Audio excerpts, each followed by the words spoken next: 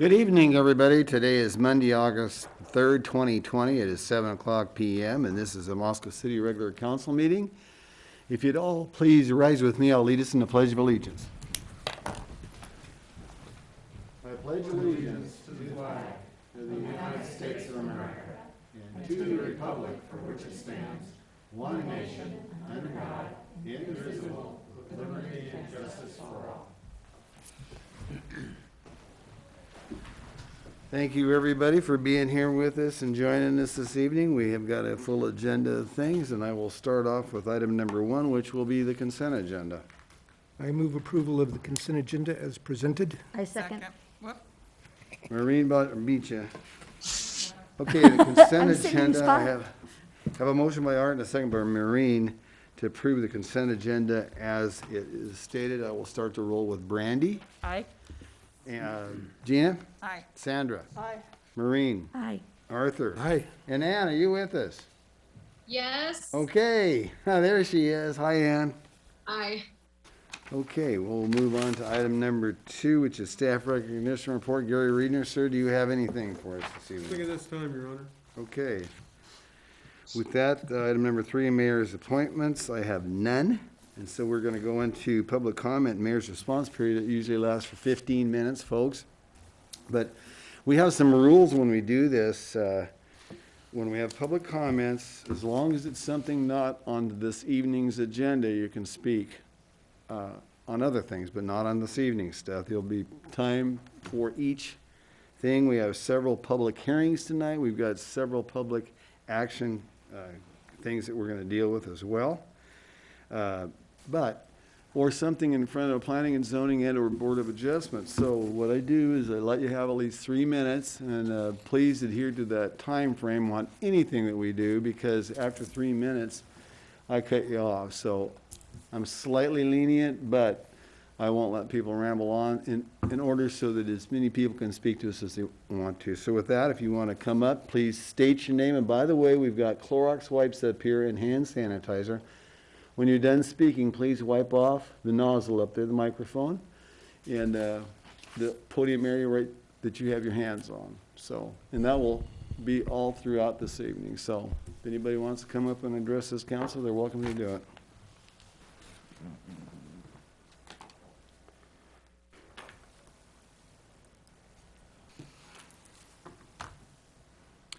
I would note as well, if you're finished speaking and you want to make room for somebody who's waiting outside to come in here to keep appropriate social distancing, you can go down and somebody else can come in.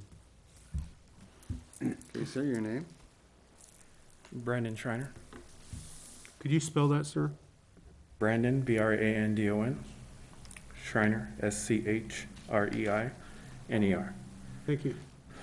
Good evening, ladies and gentlemen of the council, and thank you for your time. My name is Brandon Schreiner. I'm the director of Eastern Washington Surf Soccer Club here on the Palouse and the director of the Harvest Cup Soccer Tournament. I was raised with the belief that when things go wrong, you stand up and face the music, so here I am. Before addressing the tournament, I'd like to share a little about EW Surf Soccer.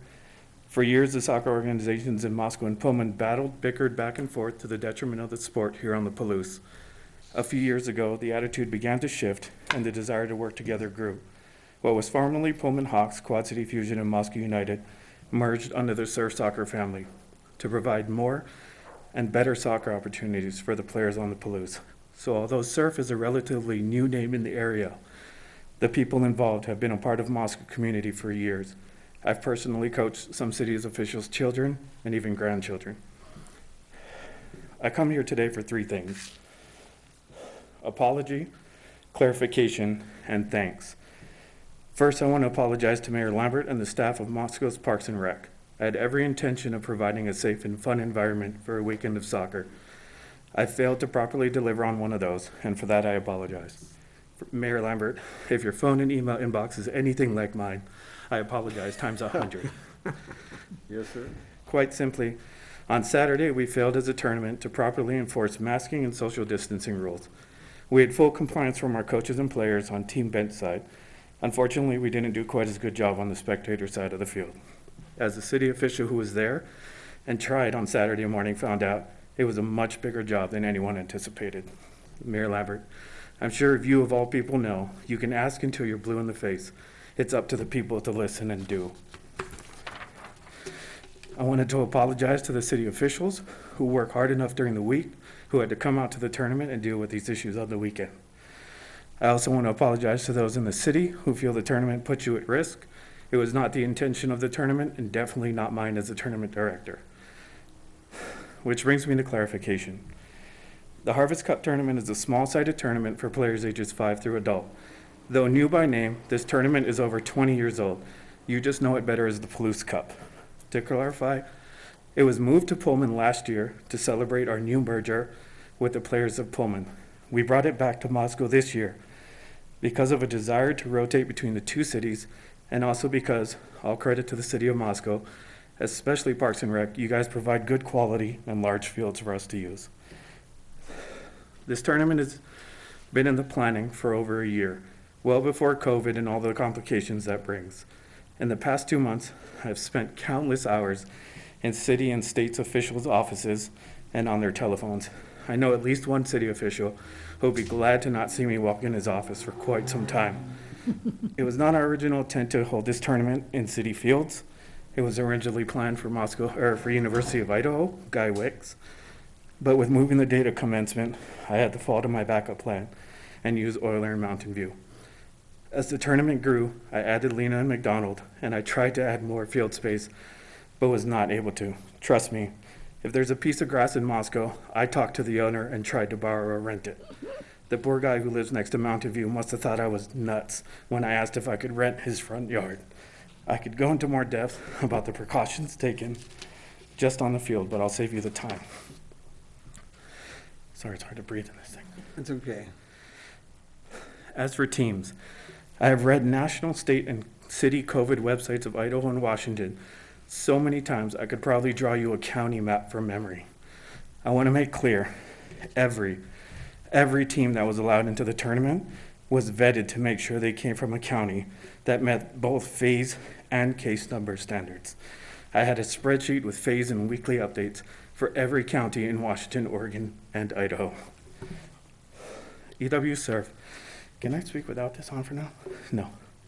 Well, you can actually, yeah, you can speak with it off so we can hear you, because you're social distance away from I'm sorry. everybody. So, yeah, they'll be fine. So, All right. EW Surf is a 3-part club with affiliates in Spokane, here on the Palouse, and Columbia Basin. We turned away our own affiliates in Columbia Basin because it was not safe for them to come.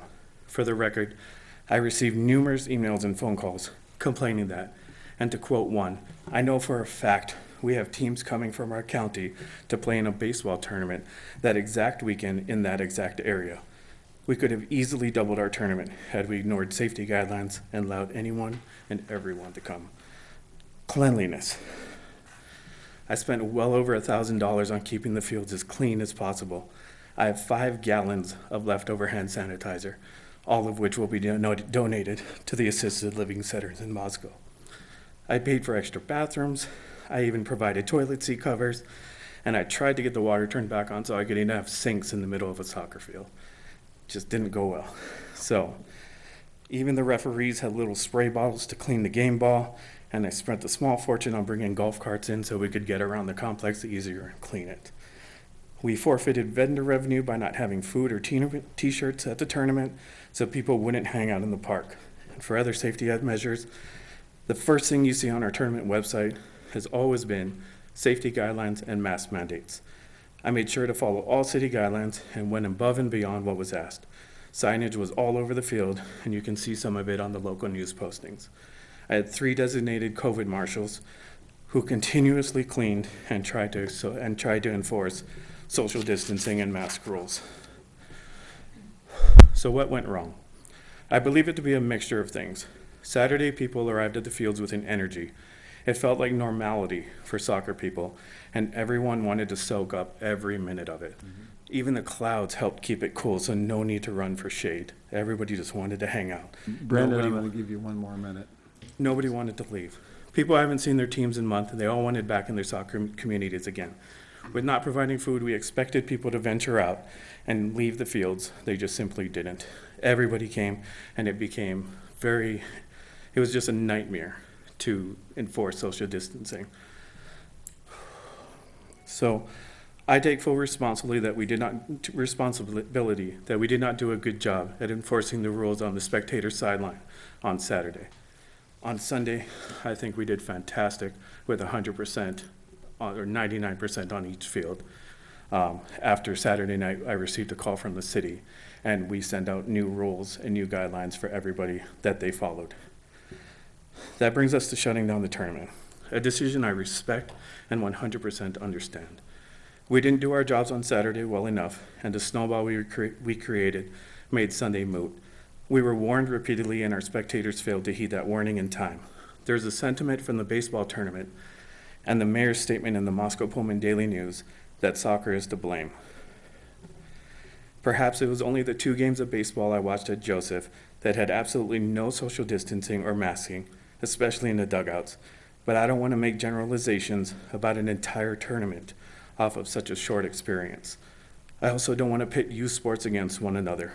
I will stop any narrative from the soccer side blaming baseball, and I hope their organization will take responsibility and do the same. There's enough blame to go around, and all it will do is damage youth sports in the area. Okay, Brandon, I'm going to have you stop, and I want to say a couple of things here. Number one, don't beat yourself up. One of the things that we discovered is these tournaments are just uncontrollable. And I saw that with my own eyes on Saturday afternoon out there. And it was, I did not make a statement that to anybody that it was your guys' fault. The whole thing was completely out of control. And to your point, both tournaments were stopped. So the baseball one was stopped as well as the soccer. It wasn't just you folks. And the decision was made that the tournaments, while we're going through this pandemic, because we all have to remember that, is ending. And it was one of those unfortunate things that happened. I really believe you personally did a good job, but that's what happens when you have 500 to 1,000 people. You cannot control everybody. And people coming from other communities that have been locked down, it's a nice thing. You're in a nice area, and hey, this isn't their home. So it's kind of like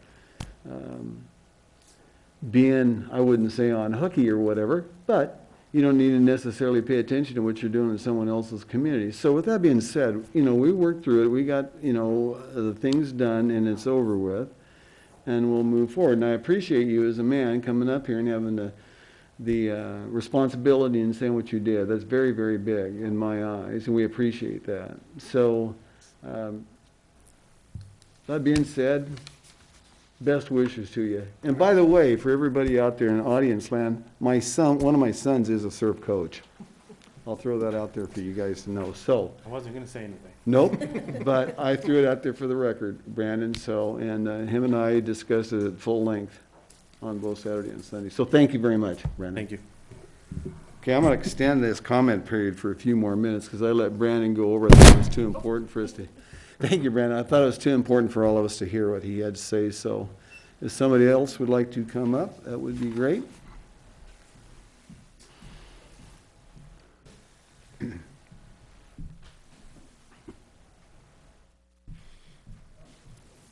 Okay, well, with that, we're going to. Okay, come on up, sir, and I will state your name. I'll give you 3 minutes.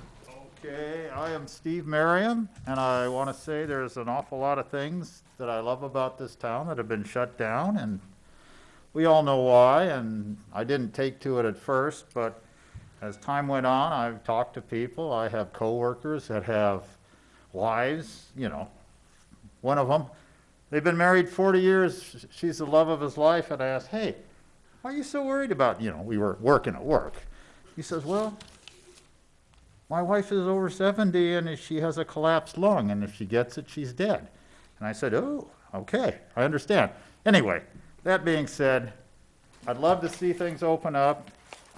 We do have to protect our neighbors. That's basic decency. That's being a neighbor. So I would encourage you in a nuanced response, balance the two of opening things up, especially with the kids coming back to the university. We're going to have to keep a pretty close eye on things in here, and hopefully we can we can manage things and we won't have a resurgence, and a couple months later, we can loosen things up and go back to a bit more normalcy.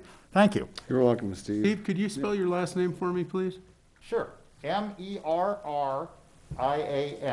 Thank you.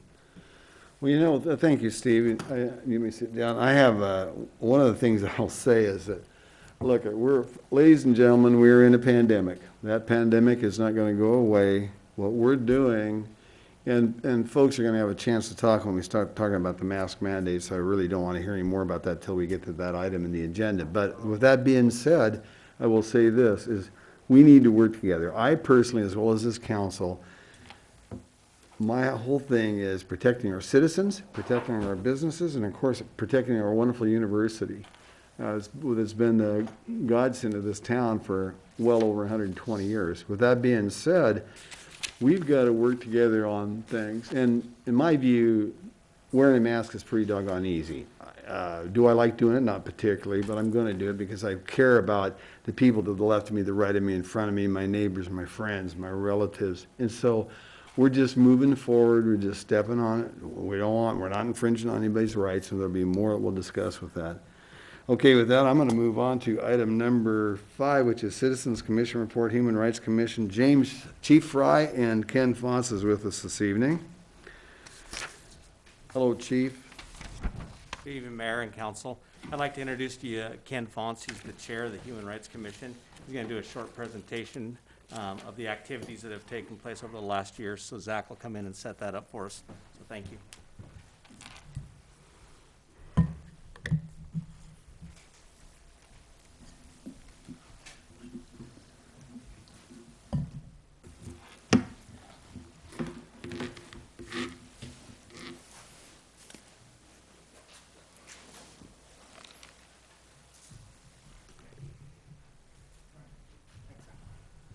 Hello, Ken. Hello. Thanks, Chief Fry. So Mayor Lambert, City Council members, thank you for having me. And actually, we got to go back for our annual report. And it's slightly shorter than normal because we didn't have very many events between March and July. So, like everything else. So it's a little lower.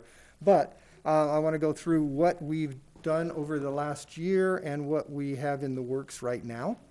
And so, but first I want to show you the commission members. So, thank you, Gary.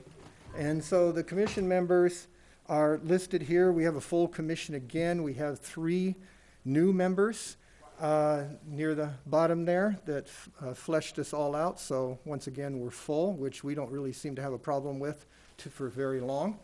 And so to start off with then, over this last year, so I'm covering from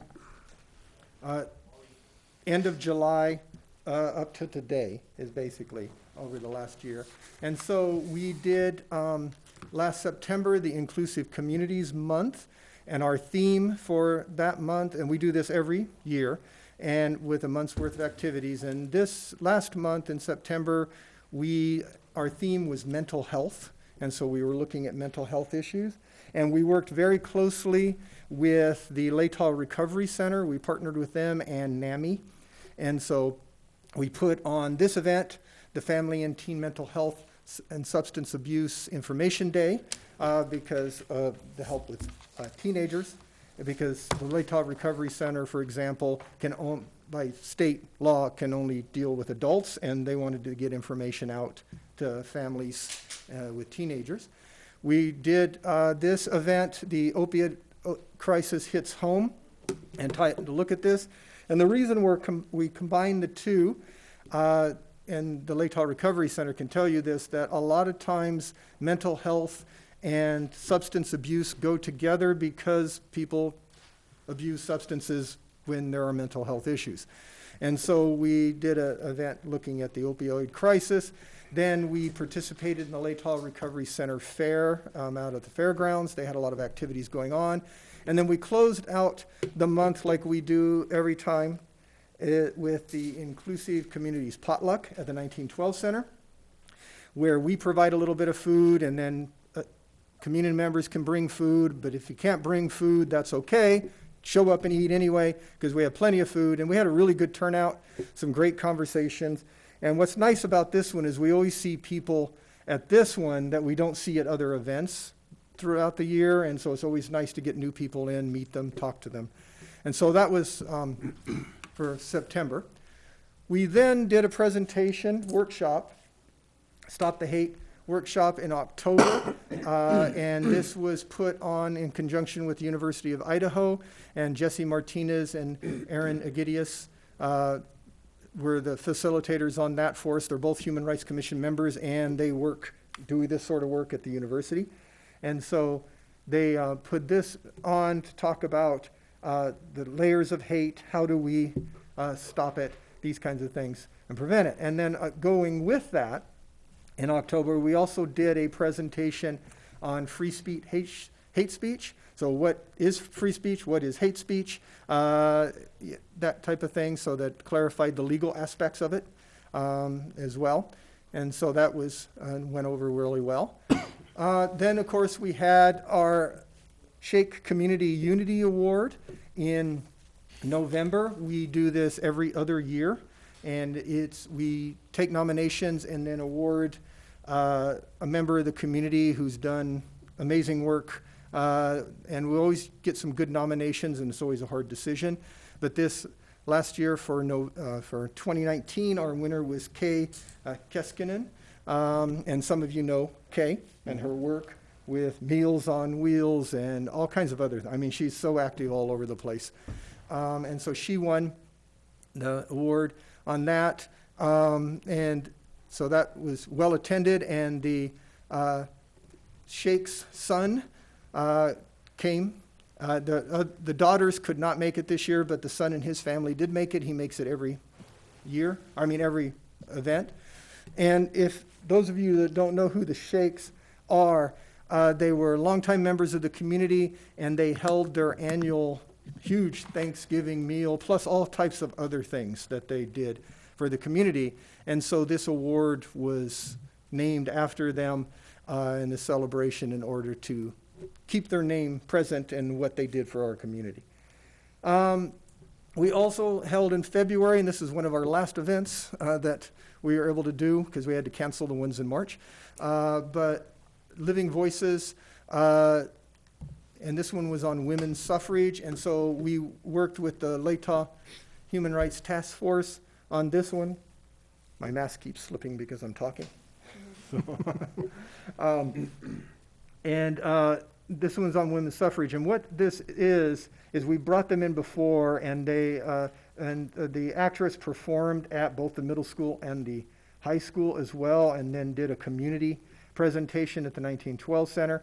And they take some issue dealing with human rights or social justice or things of that nature, but a historical event, and they do a mixture of film, but also the actor or actress interacting with the film as part of the presentation. And we had a good attendance, and it went really well. And we held this one because it was the anniversary of women's suffrage, so we decided to do that one. Other activities that we did our usual Human Rights Commission at the Market in June and August of 2019, where we set up a booth, talk to people, tell everybody what we're doing, why we exist, all of that type of thing. We also always participate in Palouse Pride, and so in August we had a booth set up in there and marched in the parade and then participated in, and had a really good turnout. And we especially were a favorite booth because Becky Talent makes these wonderful rainbow sugar cookies that were a huge hit. And so we had lots and lots of people stop by our booth just to get the cookies. And then we did Indigenous Peoples Day in October, and this at Friendship Square, and so we had a Nimupu drummers, and so they drummed, and then we also had audience participation dancing, so we did a circle dance and an owl dance, and got people out there participating, and the Nimupu elders showed us how to do it, and so it was a good turnout on that one as well, so very enjoyable. We always participate in the MLK Human Rights Breakfast, and we support it. So we're one of the major supporters of it.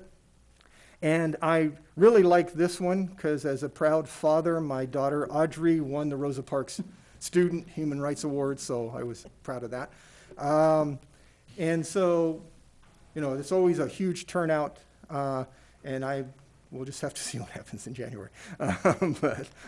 And we always participate and add the words Idaho. While Moscow has an anti-discrimination ordinance for sexual orientation, gender identity, and expression, the state of Idaho does not. And so we continually support this movement. And so maybe we'll get there eventually on that one. And then we continue to participate in the Northwest Coalition of Human Rights, which the coalition is human rights groups in eastern Washington and northern Idaho, and we coordinate efforts, communicate with each other, and that's the main point of it, is so that we all know what's going on in each other's areas. All right, so in progress, things we're working on now. And you may have seen this flyer around town. We've put it up in various places, and several businesses have put it up. Transgender rights are human rights, and we have a large group that are supporting it, as you can see there. And we are still spreading them up. We'll keep putting them up. If any of you would like any to put up or spread around, just let me know and I can get you some, because I still have some, because I printed off quite a few. And not only did we do it here, but some of our groups, you notice, are Pullman groups that partnered with us, and they're up all over Pullman as well. And so we covered both towns with them as much as we could. We still have to get more up. And so the other thing that you probably saw, the recommendation I sent to all of you, is that the Human Rights Commission is recommending changing and working towards changing the city public bathrooms to gender neutral. And so we're strongly recommending that, fully supporting it unanimously to do that. And this is good, as my letter stated, not only for those who are transgender, but also for families with young children, so then they don't have to worry about the bathrooms. Also for the people with disabilities, where it makes it easier, or in their attendance. And so, you know, it kind of covers a whole gambit of things as part of it all. So that's one thing we're working on. We're also working with Chief Fry and the Latah County Human Rights Task Force on a public forum on answering questions about police training, because with a lot of the issues going on in other cities, and we're extremely lucky in Moscow that we have a really good police chief and really good police force, so that we don't have those types of problems to that level. But that doesn't mean we can't do better. And so we're working on training. We're going to answer a lot of public's questions with this, but also Chief Fry and I have been talking and working with the university about more training, implicit bias training, and some other trainings for the police department that will be happening in the near future here over the next couple months as part of all of this. And so these are some projects that we're working on. So upcoming events, we hope we'll support and participate in the Human Rights Breakfast in January 2021. We'll just have to see what's going on in 2021, whether it's safe to put several hundred people in that middle school cafeteria or not. So we'll just have to see. We'll try to do something else if it doesn't work out. We're still working on trying to get a human rights art show up. We still want to do that. So it's we were going to do it, and then we were talking about art walk things, but all of that kind of went to the wayside for right now, but we're still hoping to do something, some kind of display along that line. Now, Voices of Moscow, this was a project from our high school member, Daphne Yuxel, and she came up with this idea and really ran it, and she put in businesses all over town and in public places, survey, and you may have seen it, asking people questions dealing with human rights issues and Moscow. And so we wanted good stories, good comments, bad comments, whatever. We wanted just to see what the public had to say about these kinds of issues and tell stories about Moscow, and so what they liked about Moscow, what they didn't like about Moscow, all of that. And so she's collected all of those. It ended technically in December, even though some are still trickling in.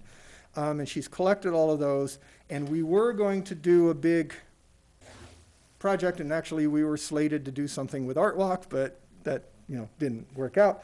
But we're going to have a display in the Chamber of Commerce window, and we're also working on a video. The plan is to do a video, and the idea was to take snippets of those and then put them on artistic backgrounds, and then and organize them so people could see them. And we're still going to do that, but we're going to do it as a video, and then make that public up on YouTube so that people can see it.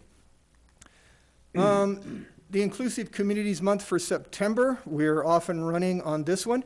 And our theme this year, we decided would be intersectionality, because there are so many things going on with LGBT issues and racial issues and all kinds of other income issues and everything else. And so a lot of times people think of those as separate entities when they overlap a lot.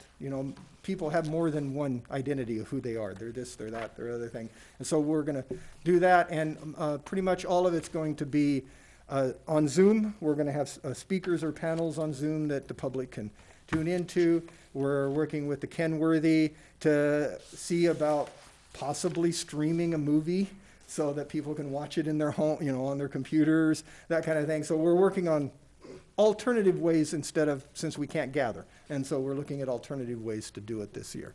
And so that's in the works. Now, our Human Rights Commission at the Market, it's not happening this year, but we hope it will happen next year. So that we'll be back to normal by next summer. We're going to do something for Indigenous Peoples Day in October. We're not sure what that is again because of large gatherings and social distancing and so forth. So we're still figuring out what we're going to do, but we definitely will do something again. I'm just not sure what it is yet. We're bouncing some ideas around. And then the Pride Festival, we always participate in it. This year there is not an actual Pride Festival in the park because of concerns of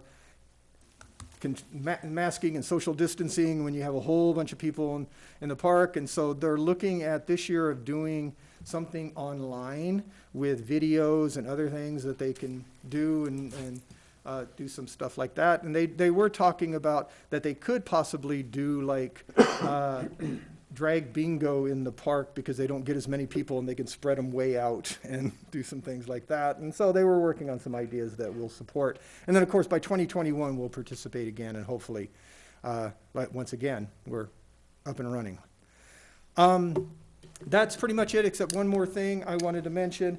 We are working with Roger Rowley, and he's put in a National Endowment for the Arts grant to bring in an artist's work. The artist is Stephen Paul Judd, and he does Native American and indigenous and African American art because of his background and his heritage.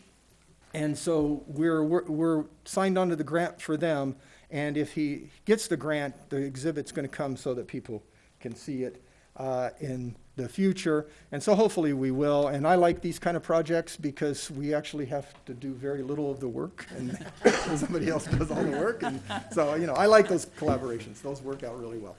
And that's pretty much it. So any questions? Ken, I got a couple of things for you before I turn it over to council.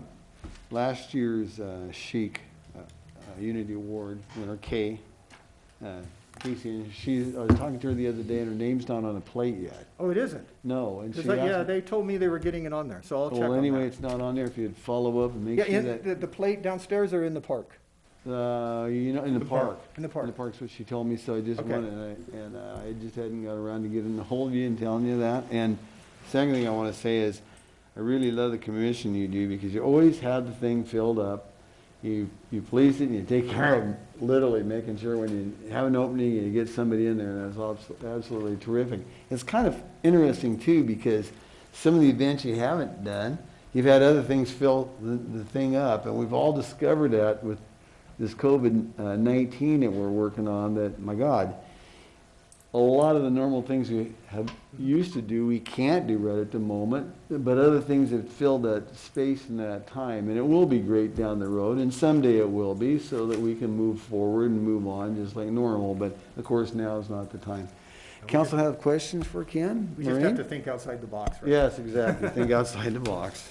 So Ken, I don't know if you've been in touch with Rob Casely from the university's theater department. They're doing a series of plays, and they did a play by Zoom on Friday and Saturday, which would have fit perfectly into intersectionality. So you may want to give him a call, because they're trying to do, you don't have to pay, but it was kind of a fundraiser for, to bring back IRT. And I sat there and thought, any of the other plays is like the one they had this past weekend, it would work perfectly for the Human Rights Okay, Commission. yeah, I'll give him a call. Thank you. Brandy? Quick question, was the Human Rights Commission involved with the food drive that just happened this past weekend? Or did you? Yes, oh, and I Okay. forgot about that. I was there most of the day Saturday. Yeah, so the Human Rights Commission works with the task force, and we do the Great Moscow Food Drive every year. And actually, I should mention that, because this actually was the best year we've ever had. Wow. Because, you know, we usually set up in front of Safeway, Rosauer's, and at the market, and we always do well. People are very generous in Moscow. But this time, they seemed even more generous, because of the situation, and they just, we collected a lot of food, we collected a lot of donations. We also did, for the first time ever this year, on the task force's webpage, they had a link that you could donate online.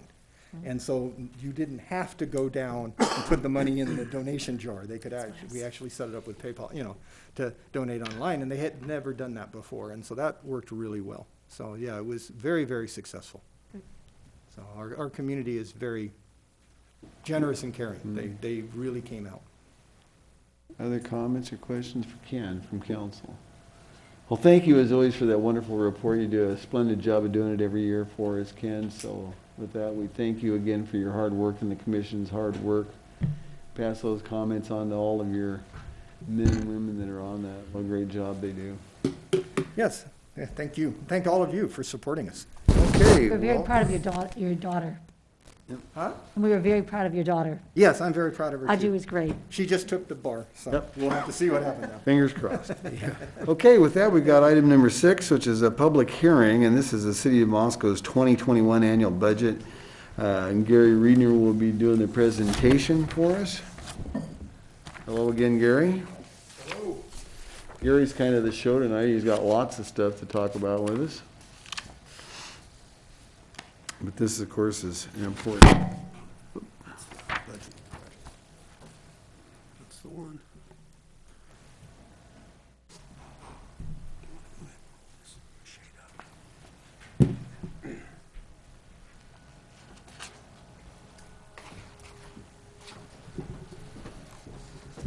Thank you, Your Honor. And as you said, there is a lot of stuff to go through tonight. Starting off with the proposed 2021 budget. The council, on July 21st, we had a workshop, an all-day workshop to talk about the budget.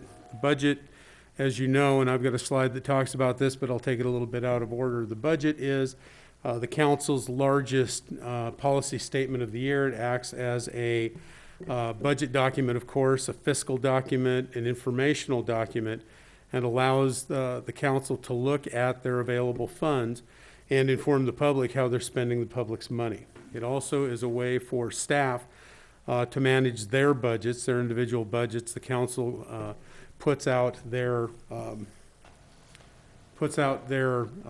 issues, strategic planning. We started off with our strategic planning in February 2020. This is an offshoot and a continuation of the original strategic plan of 2015, 2016. And as you'll see, there are 3 tiers that have different priorities in those tiers.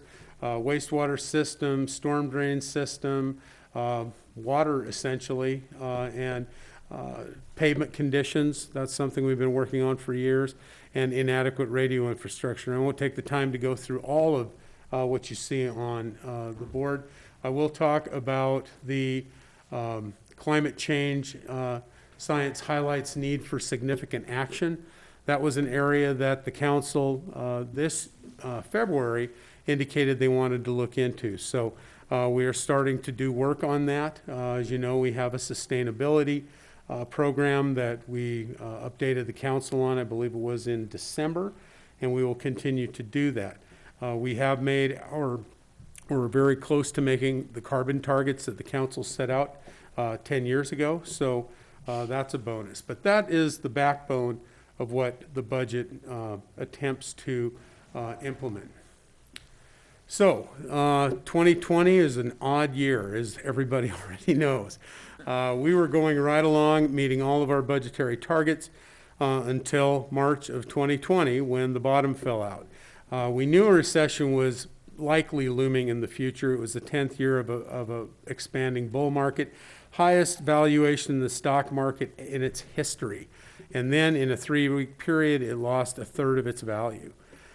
So that naturally, as we get the different revenues from the state, sales tax revenue, state shared revenues, gas tax revenues, we start looking and trying to determine what is going to happen to those. Are we going to meet our budget targets?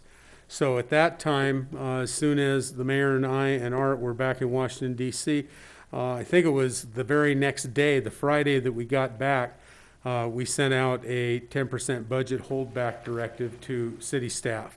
So the managers all looked at their operating budgets, less personnel, and held back 10% of what had been appropriate funding. So that was a thing that we looked at, trying to make sure that we didn't end up in fiscal 2020 in the red.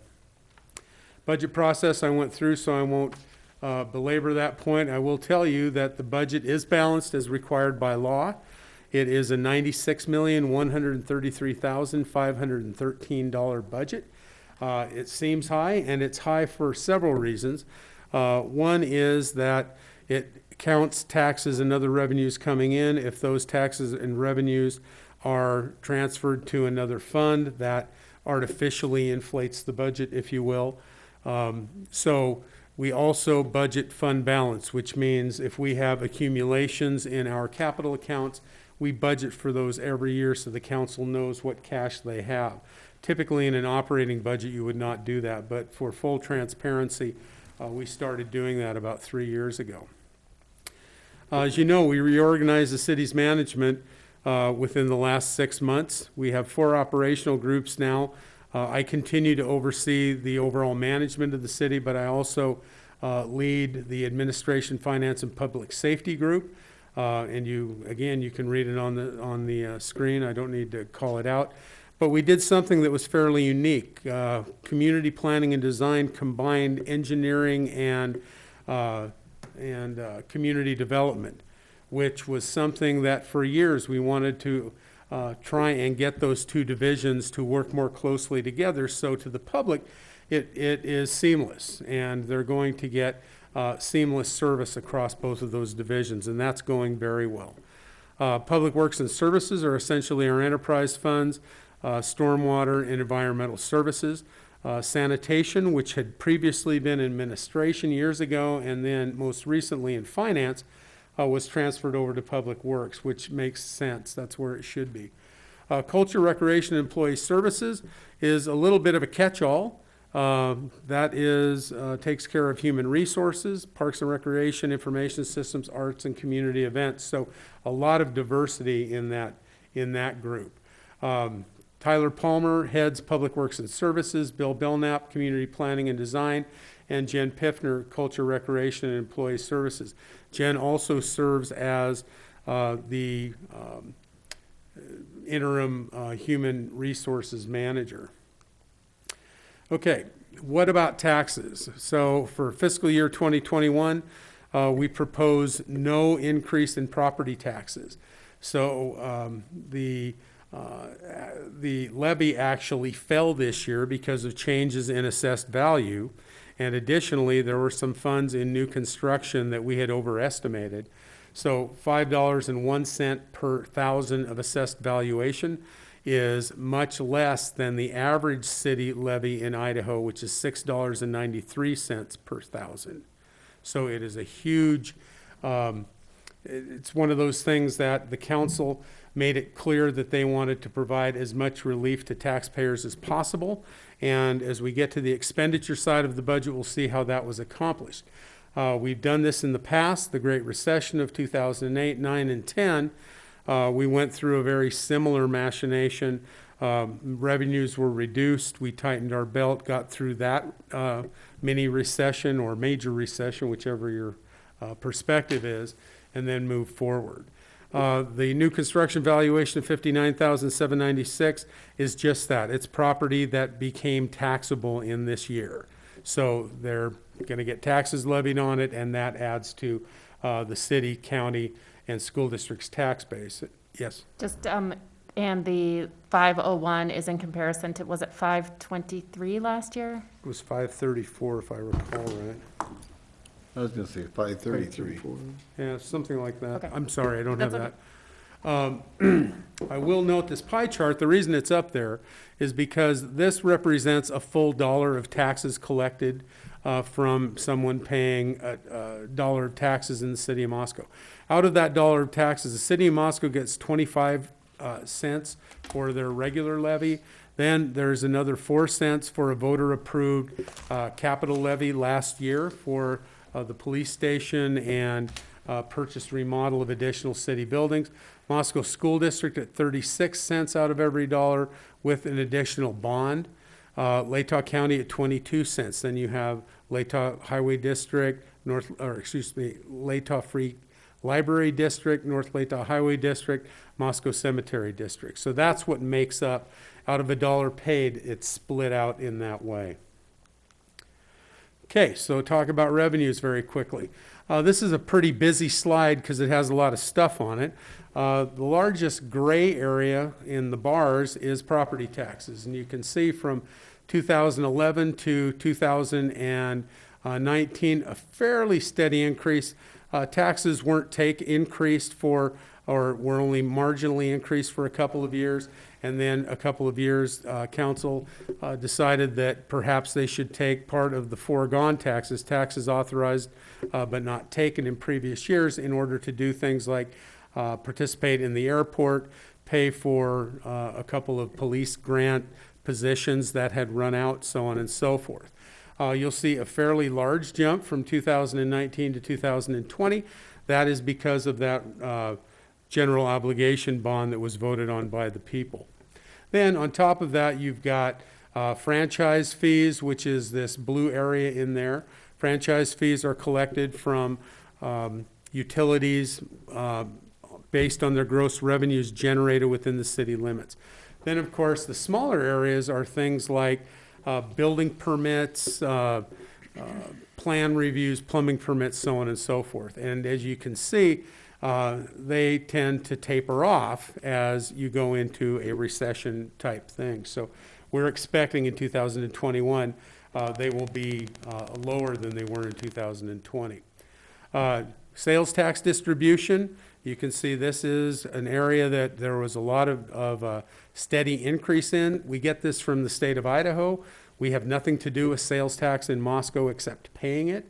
It dropped a little bit as there was a redistribution because of paying for magistrate's court. There was a decision made or a negotiation in the legislature.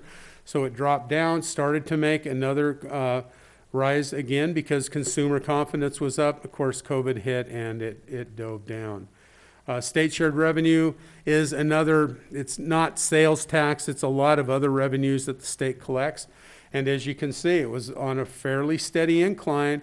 Then COVID hits, and 2020, it's dropping. It's 2021 as well.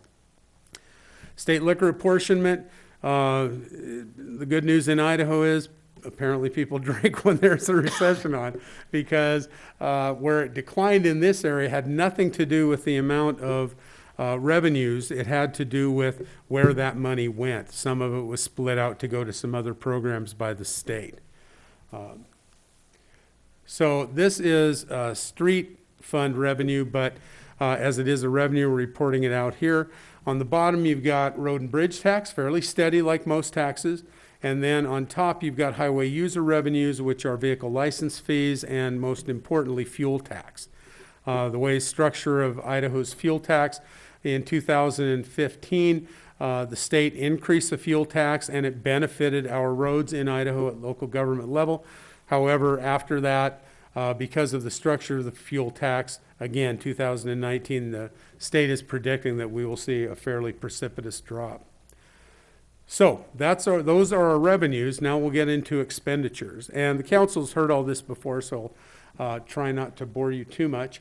This is something Brandy had requested that we do a pie chart of where the money goes by department and in the general fund. So if you look up here, we've got legislative, executive is that little 0.27% there, that's the mayor's budget. Administration, finance, HR, legal, so on and so forth. The big brown pie is non-departmental. Non-departmental is where we transfer funds out to support other funds. So if Parks and Rec is a special revenue fund or the street fund needs funding, they don't make enough money on gas tax. Parks and Rec can't make enough money charging fees for recreational programs. That support comes out of the general fund. So that's essentially a transfer budget. Then this large part here is public safety, police and fire. Public safety is expensive. And so that's where you get that. Public health is a very small slice. Community planning and design, technically this whole pie here is public safety. Engineering is included in in public safety for budgetary purposes. So that's where the money goes. And I would note that the general fund budget is $16,942,594. Okay, so we've had some personnel changes. The police department, for instance, we had 2 school resource officers that the Moscow School District approached us and said that because of budgetary impacts, they would like to go back to 1 officer, and then they offered to pay for half of that officer. Just so happened that we had an officer that resigned, and so we just did not fill that position, so that worked out very well. Human resources, as I indicated, we continue to have a temporary human resources manager. It works, it's not optimal, so we will continue to monitor that, and should the workload get to the point where we cannot do that in a way that continues to serve the employees and risk management of the city, we may come back at mid-year. Engineering division, we had a public works director and a city engineering position that was changed, and we took the salary savings in those 2 positions when we combined management, and we hired a couple more engineering technicians, which allows us to do more of our design work in-house and saves money from utilizing consultants. Community events division is an area that we have a significant amount of that budget taken up by several part-time positions, but we're challenged because we really don't have a second in command.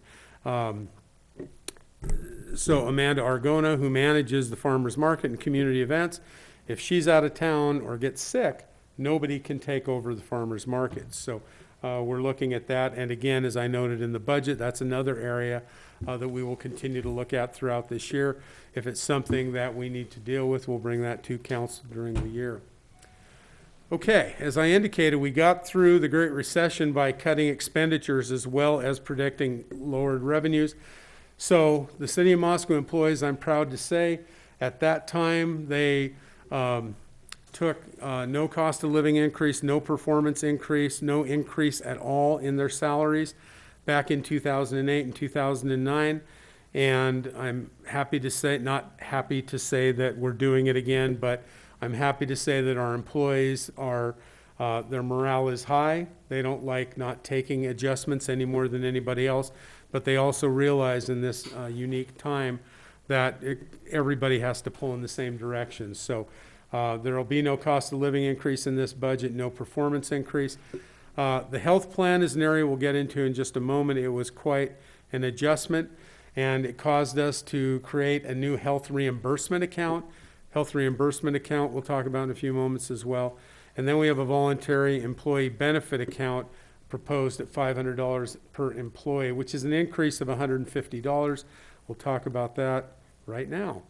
The employee health program is essentially employee health insurance, and it is a function of experience, meaning how do you use your insurance, how much funding does the insurance company collect in premiums, and how much do they pay out in benefits.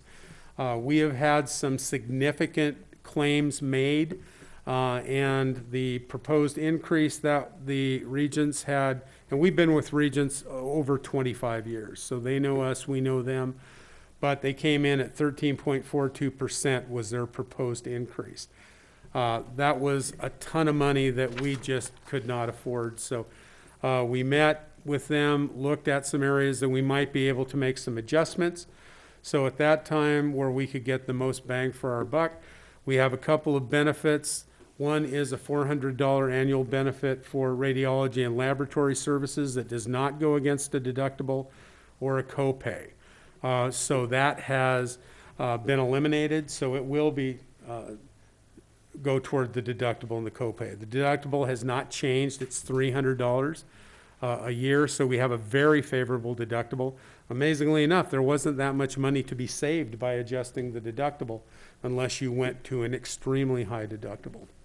But an area that we found out that we could make significant savings was we have a stop-loss benefit of $2,300 per employee on an annual basis. Anytime you pay more than $2,300 out, the insurance company pays 100% after that. And for a family, it is double that, or $4,600.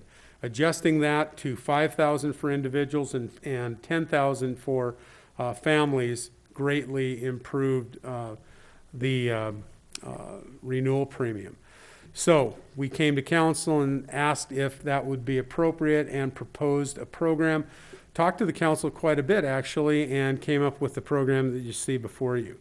So what was decided was, in order to assist in mitigating that impact to the employees, especially in a year where they're seeing no adjustments in their compensation, that the council agreed to self-fund $1,500 of that $5,000 stop loss, and $3,000 out of the $7,000 stop loss for a family.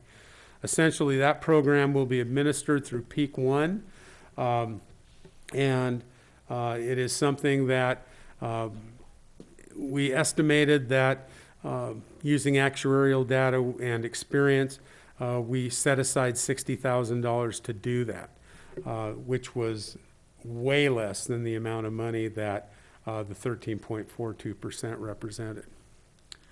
So with the VIBA program, which was an increase to $150 per employee, when I say that insurance is going up 5%, it goes up 5% not only to the city, which pays for the employee's insurance and half of the dependent coverage, it also pays for, or the employee pays for half the dependent coverage, so that 5% applies to both sides of that equation. In the street fund, out of the general fund, usually we support the general, or support the street fund, $120,000. That is historically because of a vote of the citizens to adjust, let me catch my breath here, utility rates and fees back in, I believe it was 2006, if I recall right. $120,000 was the increased revenues on the electric and the gas franchise fees, and that historically has been the transfer.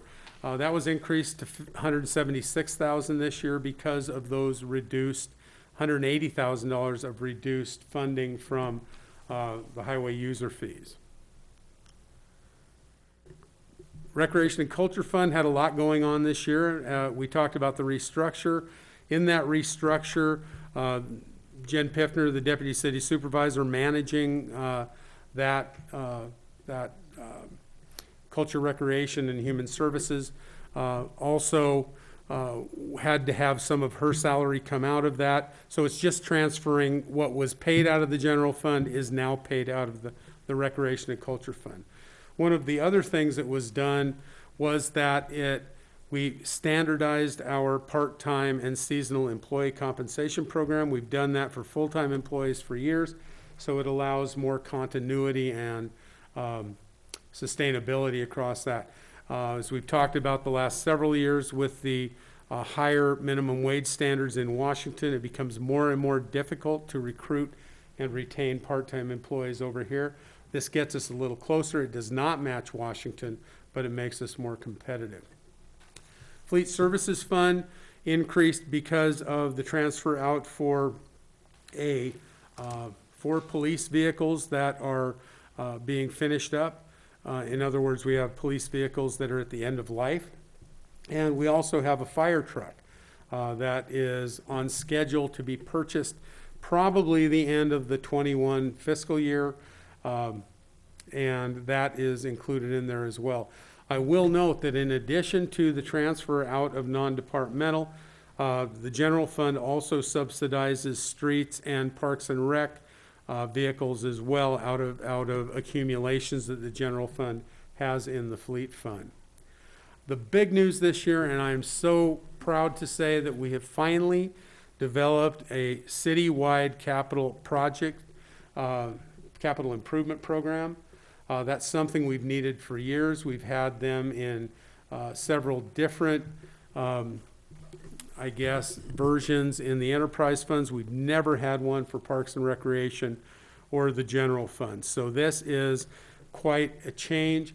Again, it increases the transfer out of the general fund because if you have projects you have to do, you have to have some money to do that. Instead of waiting until you can get a grant or for some reason you have a windfall, this actually allows people to depend on, okay, if everything goes right, and of course it's up to the budget and what the council budgets, but if everything goes right, you should be able to build what you're hoping to build in a time frame that you've informed the council.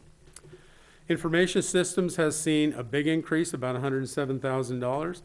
That was basically because we need additional storage. We do a lot of forensic stuff at the police department, and that's all digital. It is Eric Jernis and his forensic detectives do a lot of work. As you recall, Detective Jernis is being paid through the Idaho Attorney General's office, allowing us to hire another forensic detective, Lawrence Mowry. And any time that they get a phone, a computer, a hard drive, any sort of electronic gadget, then they need to mirror that thing so they can analyze it. And of course, they can't alter at all the original machines. So it takes a ton of storage capacity. So it will take about $100,000 to get that and get that phased in. So that is why that has increased. Capital projects, the GO bond, go through this very quickly. Everybody's familiar with it. The police services facility is being constructed even now out on South 95, South Main. And we had intended to remodel the 4th Street facility at the current police station for our community development and engineering. That is not necessary at this point. The Haddock building, which is right across from the co-op just to the south of the post office, came open, and the city entered into a contract to purchase that facility. The cost will actually be less than remodeling the 4th Street facility, and in addition, when the police vacate the 4th Street facility, that could then be sold at the direction of the council, further lowering the cost of the move. In streets, we have a lot of projects coming on. Most notably are the ones at the bottom. We have street projects that are scheduled out, ADA compliance, so on and so forth, but the 6th Street Bridge project, which we are applying for an EDA grant, hopefully that will allow us to move forward with that. That is in excess of $1 million. I believe we'll be coming to council within the next couple of weeks with a report on that. We have Lilly and 1st Street reconstruction projects that feed into A Street, which is currently undergoing reconstruction at this time. And then we've got the 3rd and 6th Street local highway safety improvement projects to increase lighting, pedestrian, and bicycle safety on those 2 streets. Capital projects in parks. This is huge, to actually have a capital program in the Parks and Rec Department. And as you can see, the council allowed $195,700 of Hamilton funds pursuant to a resolution. Council said Hamilton funds could be used to construct playground equipment and pathways in city parks. So this next year, Milton Arthur Park will be the recipient of that improvement. The other projects they've got, as you can see on the bottom, are all going to be well received. The Gormley Pickleball Court project is the old tennis courts in Gormley Park. We've had calls for pickleball courts, and the Moscow Urban Renewal Agency will participate in that project. Pathway repair project by Good Samaritan, phase 1 of the Paradise Pathway lighting project, along Main to Berman Creekside Park is also a collaborative project with the Moscow Urban Renewal Agency. Replacement of the large play structure at Hamilton Low Aquatic Center is about a $200,000 project. Aquatic centers are expensive to maintain, and in a year like this, you're not making any revenues off it. So that is something that is slated to be replaced next year. Future Stormwater Fund, again, as you know, we're under an EPA National Pollutant Discharge Elimination Permit to clean up stormwater according to the mandates of the permit. We have moved forward. We have a plan. We've reported to council. We are ready to implement that plan and implement a stormwater utility that would take effect October 1st. What it essentially would do is you would pay a fee for the amount of impervious surface or loading that you put into the stormwater. So if you don't put off any water off your property, then technically you wouldn't have to pay any sorts of fees. But if you have a parking lot, concrete, a roof, that sort of thing, you would. We looked at it and asked staff if there was a way that we could delay that for a year. It's not that we don't have the work to do. We definitely have the work to do, but adding another fee at this point with the COVID-19 pandemic was something that we thought we would offer the council the option, and so that is not, that new stormwater fund is not included in this budget. Water and water capital, we just did just completed a 2020 rate study, and we do that every 5 or 6 years so that we make sure that our rates are keeping up with the expenses, the operational and capital expenses of the system. Looking at that, we've been lucky in the water department. We have been able to do most of our improvements with current rates, a pay-as-you-go, if you will. Unfortunately, well number 10, the booster station projects, made that impossible. So for the first time since I've been city supervisor, we had to incur debt in the water fund. And that debt was $4.3 million in a state revolving loan fund from IDEQ, and another $4.3 million was authorized earlier this year. So $8.6 million. The 5% increase will be implemented in this budget because we do have covenants in those loans that we have to continue to meet, and we need to, the capital program will not withstand a year with no increase. So that's going through. Booster stations will continue this next year. A Street and Line Street water main upgrades are currently being constructed, and if you look on the bottom, you'll see we have some major construction projects for fiscal year 21. And again, the capital budget for water and sewer funds also is a multi-year, at least 20-year capital program.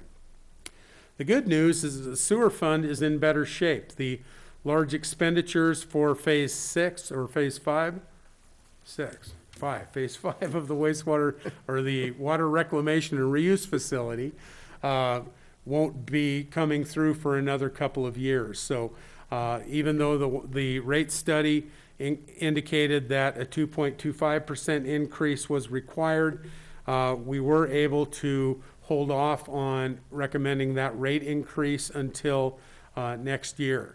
The sewer fund does have a fairly large capital transfer, $2,692,000 in support of capital improvements.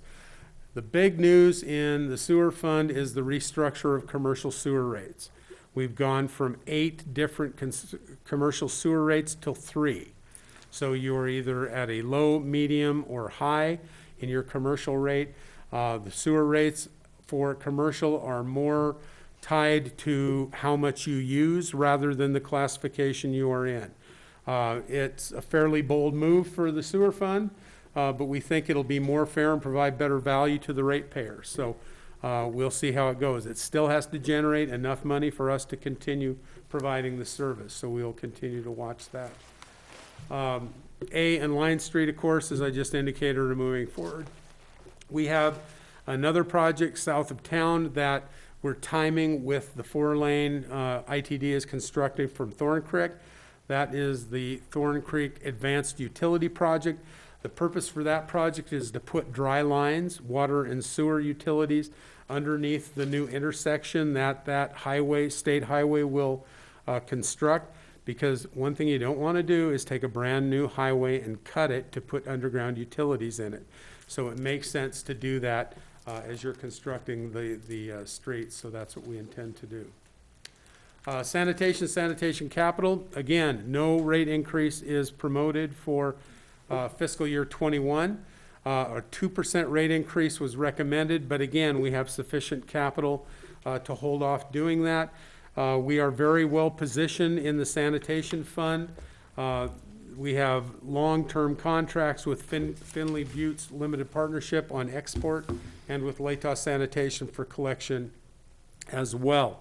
One of the wild cards in sanitation is that council directed us to move the recycling center, and it turns out that with the current issues in recycling and the community's desire to keep the recycling center in the city limits and, if possible, right where it is, we've changed directions. So we're waiting to see what happens with the recycling business, and we'll move forward from there.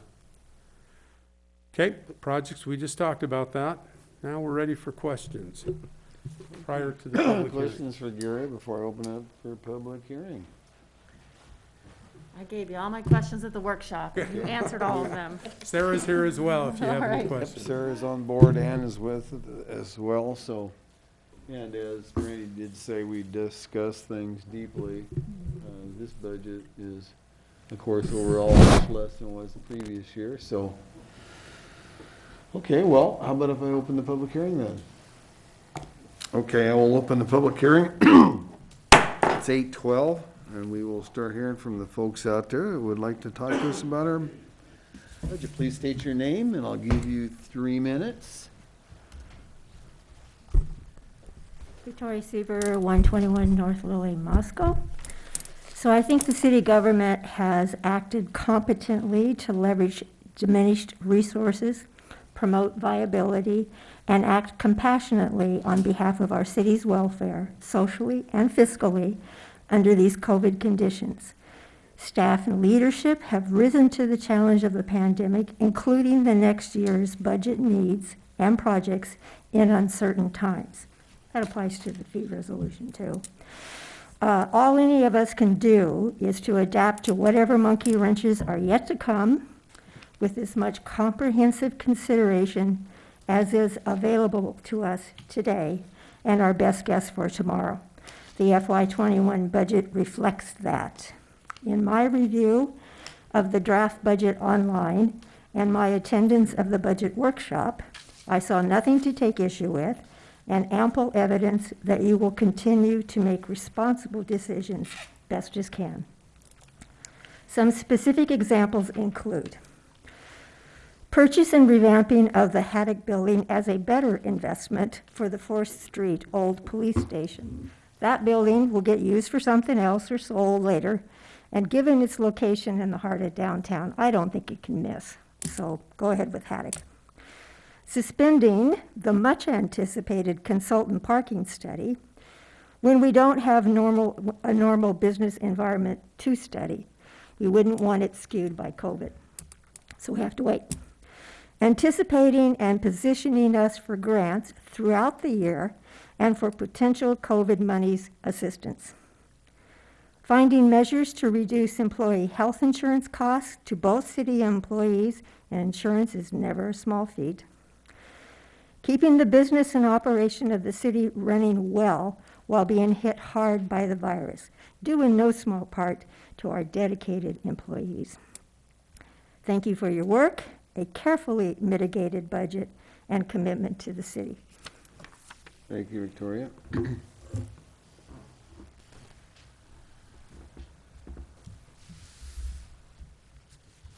Are there others that would like to come up and speak testimony during this public hearing for our 2021 budget? Okay. Come on up, sir, and state your name. My name is Mr. Jenkins, and I'm a resident here in Moscow. I find it appalling that you have the audacity to vote yourselves a pay raise while the people of Moscow are struggling financially. How dare you? What is wrong with you? What are you talking about? There's no No, pay raise. this has to do with financially, but I There's no started pay with it, raise. so we're gonna get into it. Well, you got, I'm a United States Marine Corps veteran. I enlisted in 2013 on April 1st. I was medically separated in February of 2016 for injuries that I sustained while on active duty. It's appalling to watch how you treat the citizens of this city. It's appalling. sir, this is tired a of it. budget meeting. Oh, budget I know, hearing I we're started talking. with the budget. I'm gonna finish now. I'm a taxpayer of this state and of this city. You take my money, you do whatever you want with it, and you're not held accountable for any of it. And I'm tired of it. There, financially, there you go. Well, that's what we're talking about, is the You- finance here, the budget. So Oh, what okay, about the, it's what part is of the it about the budget. budget you want So, to okay, discuss? part of the budget. You voted yourself a pay raise. No, Congratulations. we did not vote a pay raise, Last- Mr. Two meetings ago, at the beginning of, I believe it was Just hang on a second. July, Gary, you would voted you guys selves a pay raise. Just hang on a second. Gary, would you redefine this? Yeah, there was no pay raise voted on that I'm aware of. The pay adjustments for the elected officials occurs once every 2 years based upon whatever cost of living adjustments there are. Any employee pay raises would have been authorized in, would have been August and September of 2019. So then will you be getting paid more in 2021 than you're paid now? No. No? Okay, well, fine. Well, I'm up here, so I'm gonna finish what I have to say anyways. Well, you got a minute and a half. Okay.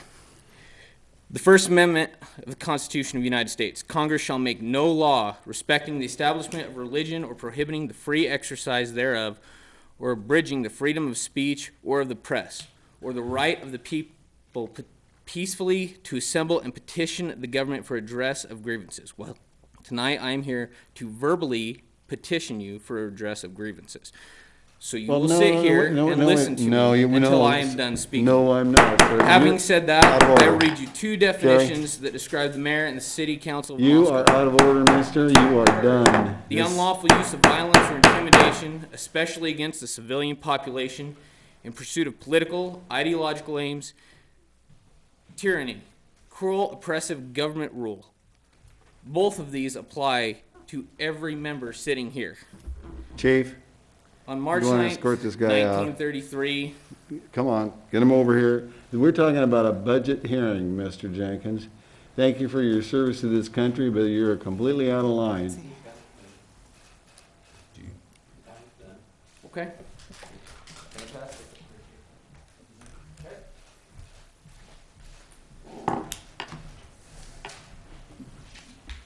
Ladies and gentlemen, this is a public hearing on our budget.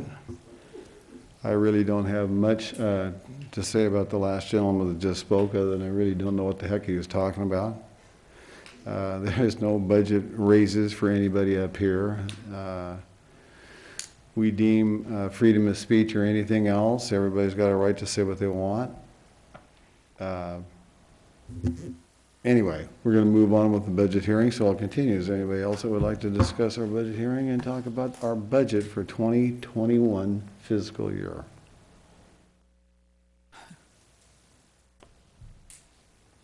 Okay, with that, I close the public hearing at 8:19, and I will turn it over to deliberation with the council.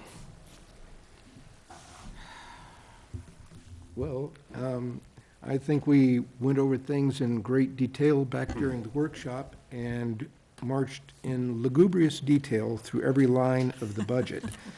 And I think the council, well, I'm speaking for myself, but I'm fine with the budget as it has been slightly revamped and currently presented. We've got, one of the things I want to say too, before we get into motions and all those types of things, we got 3 different actions that we need to take, and action A will be the first one that we need to discuss. So with that, Brandy, would you? Well, I wasn't planning on pointing this out. It is in the budget if anyone is curious, since it came up about our pay, the combined pay for that budget item, I believe for all 6 city councilors is about $50,000. So just to give some perspective, if anyone is wondering how much money we're talking about here. So, Oh, by the way, a counselor nor the mayor gets rich in doing the jobs that we do. I guess that's Or the the point. hours we put in, or the work that we do. And by God, we're here every single time that we need to be, and we listen to people because that's our job. We take that very, very seriously. We don't mind talking to anybody and everybody, but there has got to be some orders as long as we go along with stuff. So, counselors, who else wants to speak? Gina? I would like to thank city staff and specifically Mr. Reedner and Ms. Banks for their efforts in which our lugubrious detail, actually the discussion and that depth of questions from all of us, really you had the answers to, and it was very refreshing. And I think of the budgets I've been part of, this may be the best one yet. So I too am happily in favor of it. I don't have another 4-syllable word, but I like lugubrious, so I'll use it again. Sandra? Yeah, I just want to say a big thanks to the city staff, because it's really hard to look at something and not get a cost of living increase. I've been in that position before, and it's hard, and I'm grateful that they're doing that, and I want them to be acknowledged for that, because that's no small thing. People aren't here getting rich, and our city workers work really hard, and I'm sorry we can't give them that this year, and thank you for stepping up. Marie? There's nothing else to say. I really appreciate all the work that the city did. This is my first budget hearing. There were so many papers and so much work that went into it, and no matter what the question was, they had answers for it. And I'm just impressed, in the middle of this cutback, that our budget came in less than last year. There's no raises, and the city worked to try and figure out how to get health care for the workers. I'm impressed. Oh, by the way, this budget is available for anybody in the public to read as well. Gary, would you like to take a minute and explain that? How Yeah. folks, if they are wanting to read this, where is that? Yeah, the budget summary is posted on our website. It's a document that explains the city's policies, has highlights of every department, explains revenues, taxes, where the money comes from. And again, that's available on the city's website. We also have a detailed budget that you can come to the city clerk's office and take a look at that. It's a much more voluminous document, but it is the underpinnings of the summary document. So available whenever anybody wants to look at it. And if anybody wants to talk about the particulars, certainly you can let me know as well. Would you like me to talk about the various actions, Your Well, Honor? just hang on a second. I want to see if Ann had anything she wanted to add in there. Ann, we haven't heard from you. Is there anything you'd like to add with this before I turn back over to Gary on the actions? Not particularly. I guess I would just echo the sentiments. Appreciative of all of the work that goes into this every year. And this year obviously is very unique. And so I commend you all on what you've been able to come up with, considering the constraints and the limited revenue that we're going to see next year in comparison to this. So no, that's it. I think I've said this the last couple of budget cycles. I will add, though, that I think public participation in all of our decision-making is really important. And I think this year, as you all know, public comment has primarily been directed at pandemic-related measures. And so I'm looking forward to, I think everyone is for a whole bunch of reasons, when things become normal again, and looking to continue to increase participation in this process. I think it's really important. But no, that's it. That's all I had to add. Thank you, Ann. Gary, you want to go ahead and talk about the actions? Yes, we've got 3 actions tonight. This is the stated public hearing for the budget. Council can have several different actions on this. You can pass it under suspension of the rules, requiring 3 full and complete readings, and that it be read by title and published by summary. As you know, let me preface this a little bit by saying we're in a fairly unique situation this year, because one of the 3 actions is brand new to us. That's the second action. That is a resolution to take the amount of foregone taxes, the 3% that the council could have taken this year and chose not to, and this resolution allows that amount to go into our foregone account. So if in later years it is necessary to tap that, the council can. This is the first year that particular thing has been required. Lastly is the certification of the L2 document, which is the document that we provide to Latah County and upon which they levy taxes. City has no authority to levy taxes. We merely tell Latah County what we would like to levy, and Latah County mechanically levies the taxes. And this year, there is a CARES Act program put out by the governor of the state of Idaho that we could be eligible for up to around $1.62 million of reimbursement for public safety salaries. However, if we accept that funding, then a property tax reduction, a 1-year property tax reduction, needs to be authorized by City Council. The state of Idaho has not told us what that looks like yet. So what we're asking for tonight is that you pass the budget ordinance. Either way, if taxes are lowered, there will be state funds coming, CARES Act funds coming in the same amount. So the amount of the appropriated budget, revenues and expenditures will remain the same. So you can approve the ordinance tonight. Reservation through the resolution of the 3%, again, is not dependent upon property taxes. And authorizing the mayor's signature on the L2, we will hang on to that if council authorizes it tonight. If it is something that to get those funds from the state, it doesn't take any further action, the mayor will sign it. We'll take it up to Latah County, usually after the 1st of September. And if there is something else that comes out of the State Tax Commission to authorize those funds, we will hold on to that L2 and come back to you on the 17th of September. 17th of August. So it is possible to pass all 3 of those actions if council so desires. Okay, thank you, Gary. Any questions for Gary on those 3? We did have 2 people that came in that would have liked to have done public comment on the budget. I don't know if they can still do that, but I know we did have that. It's up to the mayor's discretion at this point. As long as they stay on what the budget is. Now, listen, ladies and gentlemen, we've got an orderly meeting here, and if somebody's got a response to our finances or what we're doing with the finances of the city budget, so on and so forth, I got no problem hearing about that. If it goes off into a different world, I'm going to stop it. So I don't have a problem with that. I wouldn't entertain that. Are they here now? Raise your hands, the 2 people. Okay, here's what I'll do, is I'll reopen it at 8:28, and so I'll take you first, sir. If you want to come up, I'll give you 3 minutes. No, separately. Okay, thank you.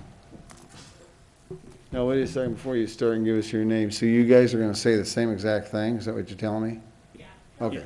All right. Your name, sir? My name's Aaron Barucha, Aaron, B like in boy,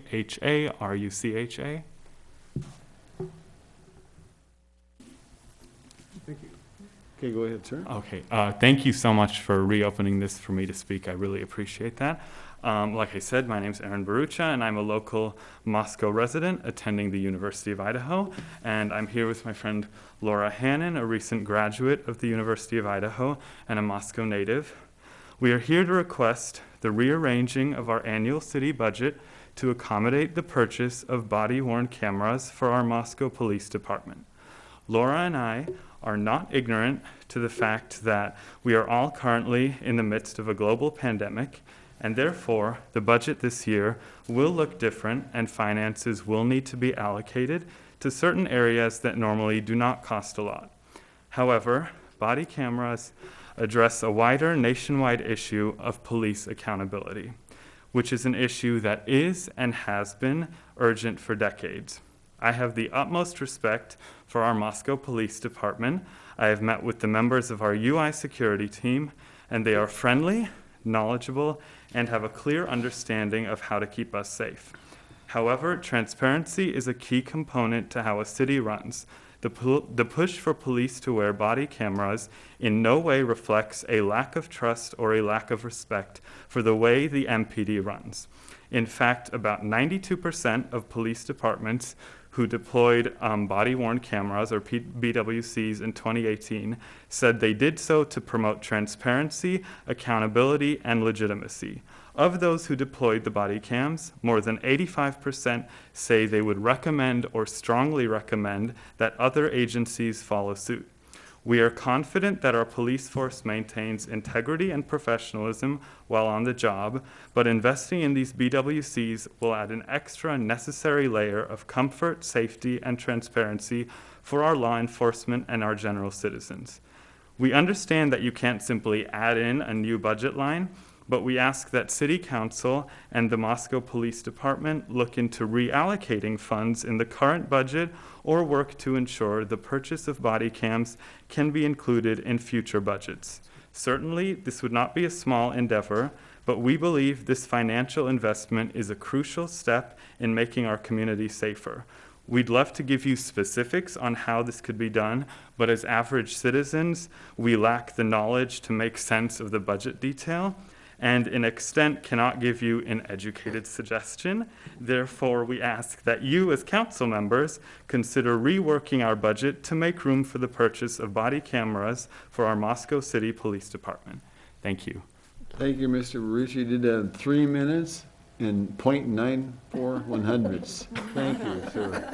Thank you so much. Now, miss, did you have anything you would like to add? Okay. All right, very good. So now I will go ahead and I'll close. Yes. Chief says that there's one more person Oh. downstairs who'd like to speak on the budget. Okay, are we gonna have to move somebody out in order for that to happen? Person come out and just be in the hallway at least with us. Sure. And allow one more in. Yep. Thank you, Brandon.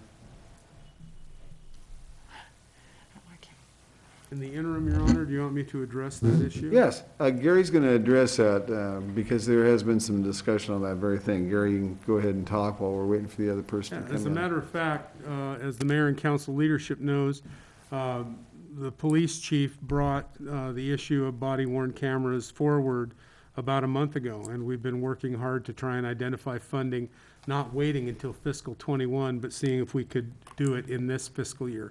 We believe that we have a plan to bring forward to the council, and actually, we're going to bring that forward to the council next Monday.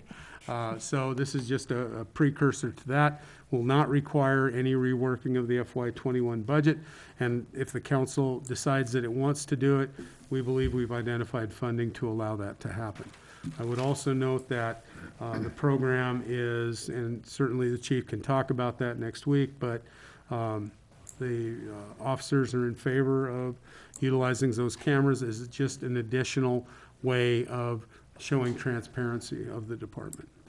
Gary, now that is on our Public Works and Finance next Monday, correct? Okay, Mr. Barucha and Ms. Hannon, did I get that correct? So be on the watch so you can see that. How's that? Sound good to you too? Okay. Okay, where's the other person that wants to speak? I think he's still shuttling him or her up. Well, it is, you come up those stairs, especially if you're wearing a mask, it kind of winds you a little bit. I have to stop and take a few breaths myself, so. Get to the podium and Well. puff. Hello, come on over here, miss. You'd like to speak to us? I have to go all the way here? Yep. Go ahead and bring your youngins with you. And what I will require of you is to, we'll ask what your name is, and we'll give you 3 Up minutes. there, it's okay. It's okay, You want bud. to stick with me, bud? Yeah, my name is Lahela King. Is that all that you asked? Could you spell that, please? Lahela. And you would like to speak on our budget. This is our I am curious, I have a question. Okay. How are you using COVID relief funds in the budget, specifically maybe public schools, but not limited to that? Okay, that'll be Gary, would you like to address that? Certainly.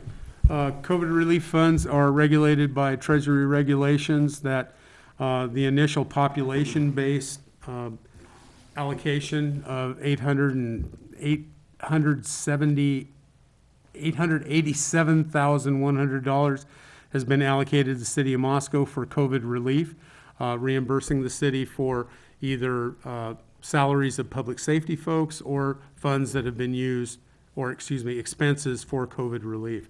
That's a separate thing than the property tax relief CARES Act monies, which can only be used for public safety salaries.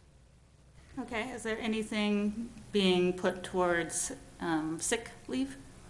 Sick Do you leave? have any way of changing the way it's being allocated? Oh. Like, do you guys have the power to be like, you know what, we're gonna Well- start well, one focusing of on the- sick leave and, One thing I'll say to you, miss, is one of the things we cannot use is if we're lacking revenue, we lost revenue, we cannot use these funds to generate revenue that we've lost. okay, I as a mean, city? Anybody, For if business, there's, small if there's business? something we lose, Gary, you might want to go more in depth on that, but if there's some monies that we lose, we cannot use CARES money for lost revenue, Okay. lost tax dollars, lost sales tax. Yes, you can't use it to replace revenues. Are you asking whether the city could act as a conduit for those funds to go to the community?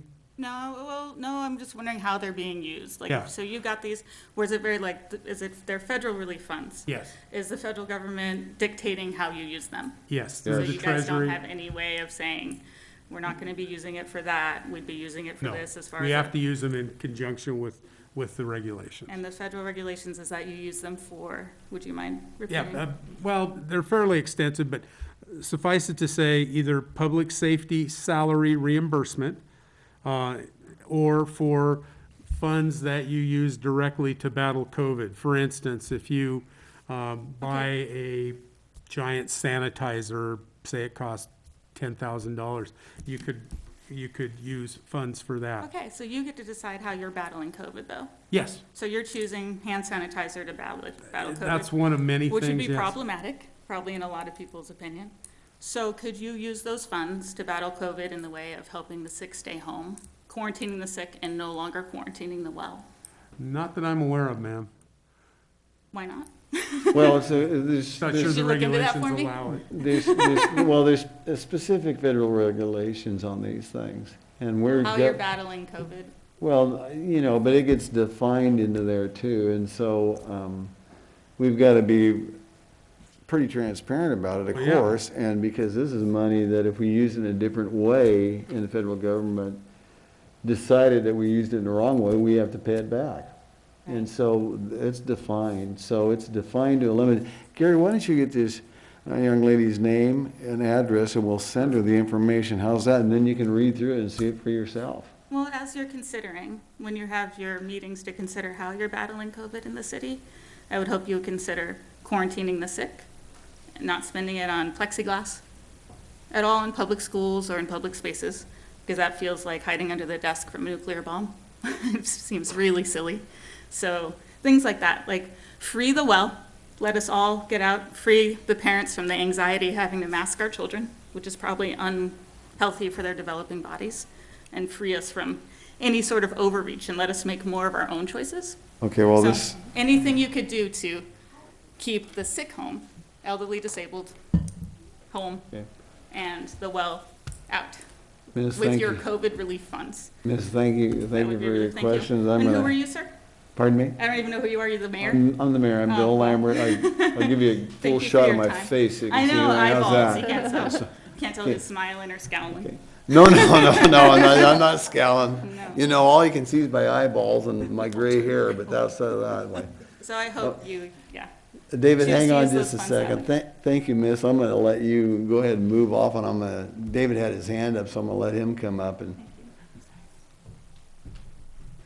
Folks, we're kind of getting off a little bit off the beaten path with things. I realize that, and I only want one little comment. Okay. Since these funds are available to the city, but they are available for doing public health, is there any way that the city can use those funds to find some people to do contact tracing for us? That's something that's very important, especially what we're going to be going through in the next month.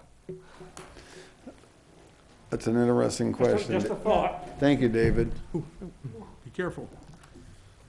Okay, well, with that, it's 8:40, so now I'll close the public hearing for a second time. And we're flexible. We gotta be flexible in these times. Are we good out there? We good out there? Anybody else wants to talk? Okay, good enough. So I'm gonna turn this back over to council. Well, I'd like to make a motion to approve the resolution, or to approve the ordinance under suspension of the rules requiring 3 complete and separate readings, and it be read by title and published by summary. Second. Okay, we have a motion by Art and a second by Gina to approve the ordinance under the suspension of the rules requiring 3 complete and separate readings, and it be read by title and published by summary. I'll start the roll with Ann. Aye. Maureen. Aye. Sandra. Aye. Gina. Aye. Brandy. Aye. Arthur. Aye. Okay. So that brings us to our ordinance, and this is ordinance number 2020-07. An ordinance entitled Annual Appropriation Ordinance appropriating $96,133,513 for the purpose of defraying all necessary expenses and liabilities of the City of Moscow, Latah County, State of Idaho, for the 2021 fiscal year, beginning the first day of October 2020 and ending the 30th day of September 2021, and allotting resources by fund for said appropriation for the objects and purposes set forth in this ordinance, levying and valorem taxes in the amount of $7,366,666 for the 2021 fiscal year, providing for the provisions of this ordinance to be deemed severable, providing for this ordinance to be in full force and effect from and after its passage, approval, and publication according to law. So with that, I will move on to item B. Gina. Your Honor, I move that we approve the resolution to accrue foregone property tax levying authority pursuant to Idaho Code 63-802 1F, like Frank. Second that. Okay. We have a motion by Gina and a second by Brandy to approve the resolution to accrue foregone property tax levying authority pursuant to Idaho Code 63-802 1 and F. I'll start the roll with Ann. Aye. Maureen. Aye. Sandra. Aye. Gina. Aye. Brandy. Aye. And Art. Aye. Okay. Okay, now we will move on to item number C. Well, Mr. Mayor, I would move that we authorize you, the mayor, to execute the L2 property tax certification in the aggregate amount of $7,276,525. Second. Okay, we have a motion by Art and a second by Maureen to authorize the mayor's execution of the L2 property tax certification in an aggregate amount of $7,276,525. And I will start the roll with Ann. Aye. Maureen. Aye. Sandra. Aye. Gina. Aye. Brandy. Aye. And Arthur. Aye. Okay. Okay, with those three things, we are good to move on to item number 7, which is our public hearing for the proposed 2021 fee resolution. Gary Riedner has got the podium again.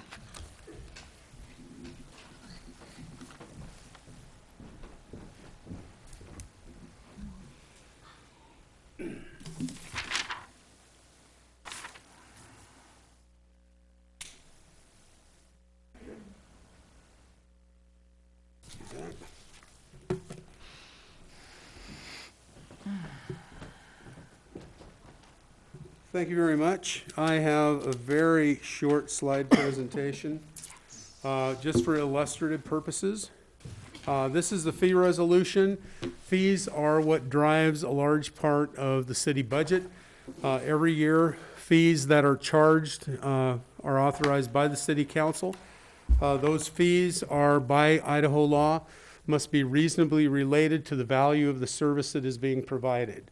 So these fees are either looked at in rate studies, or they're looked at as far as value. Staff looks at them and determines whether or not they need to be adjusted. They may be adjusted because new inspections, for instance, are required. There are a lot of different reasons. Sometimes it even happens that they can be lowered, which is what you're seeing in front of you right now.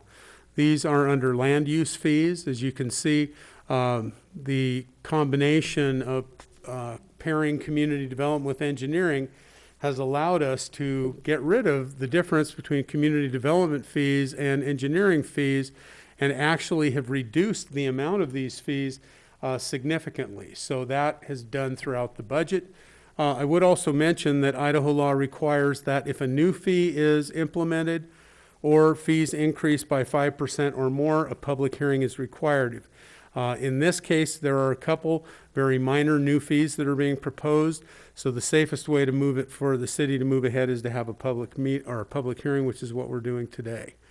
This is another one that is an area that saves money actually. When you install a mobile home, you'll see an installation up here, where if you install a manufactured home, it costs you $60. But if you utilize that fee, you have to pay an additional plumbing permit and an additional electrical permit. This combines them at an overall savings to the person pulling the permit. So another area that we're trying to save money. We have here our commercial sewer rates. As I mentioned in the budget presentation, 8 different commercial rates have changed to where now those commercial rates are in the 3 categories: commercial low, commercial medium, and commercial high. So those are all based on the strength of the wastewater coming from the ratepayer.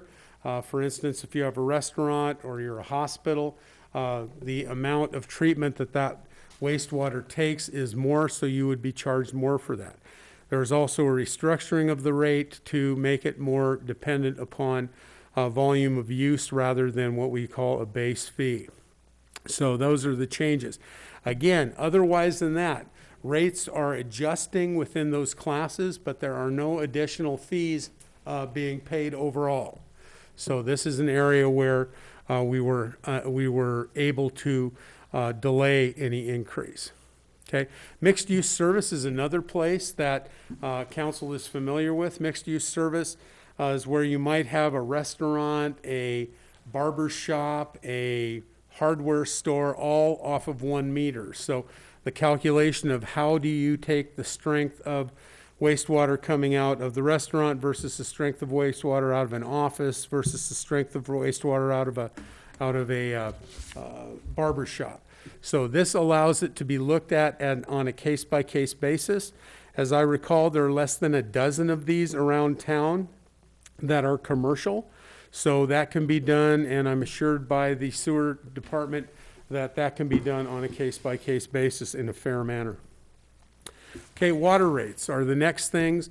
As I indicated, water rates, the rate study recommended increases of 5%. That is what is before you today. So you've got all that in your packet.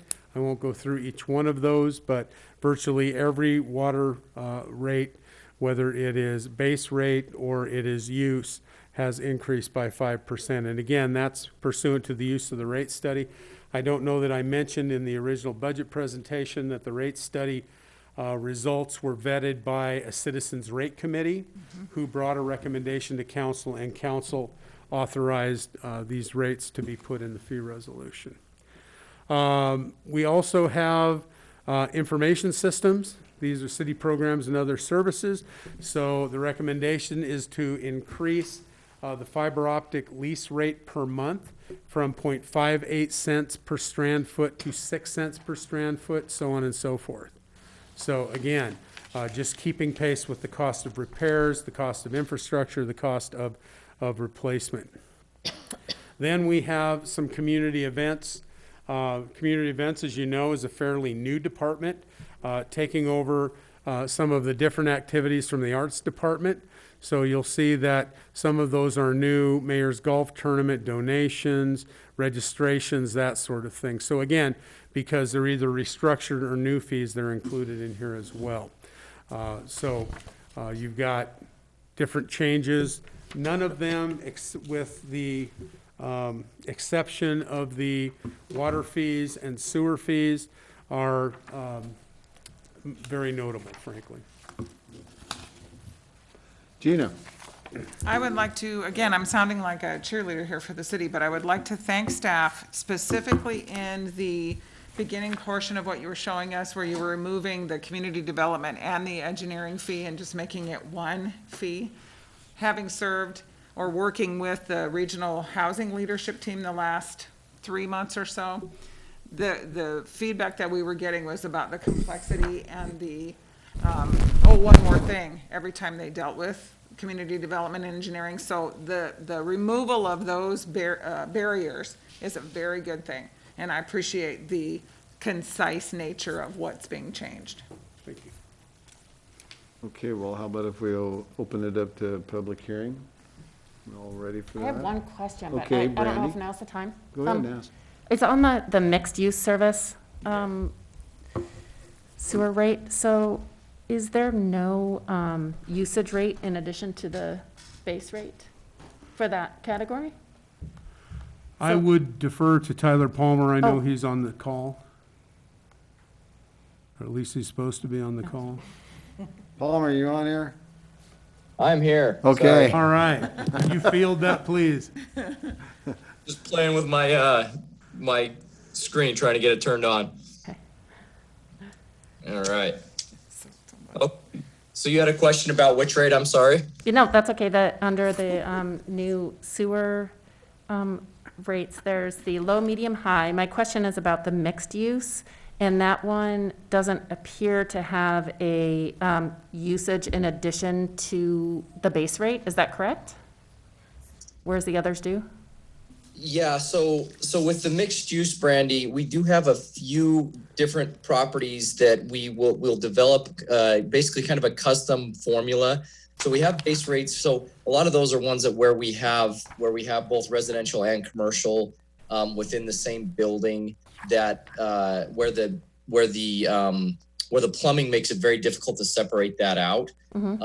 So what we have is we have some average amounts that we're going to use to basically kind of create a custom rate that reflects the use of that building. And so that's what allows us the flexibility to work those into those categories. Okay, so I think I'm understanding, but I'm not 100% sure. So once you determine on an individual basis, you will be determining which category they're going to then go into? That's right. The low, medium, Yeah. or high, and then they will pay the usage on top of That's that base right. rate? Okay. Yes. Thank you. Yeah, it'll be a blended rate, essentially. Okay. Thanks, Tyler. Yes. Okay, it's 8:53. We will open up the public hearing for proposed FY 2021 fee resolutions. Anybody who'd like to come up and comment on these fees, please come up, and we'll give you plenty of time, 3 minutes to talk, state your name, and tell us what you think of our fees, or any changes in our fees. Going once, going twice. Nobody's coming up, so I'll just go ahead and close the public hearing with no testimony from the public, and I'll turn it over to council. Art, I don't really have anything to say other than seems to be primarily a housekeeping exercise, with the exception of the sewer rate modifications, which just reflect a better approach to potentially reduce or at least put commercial entities in charge of their own charges for the water.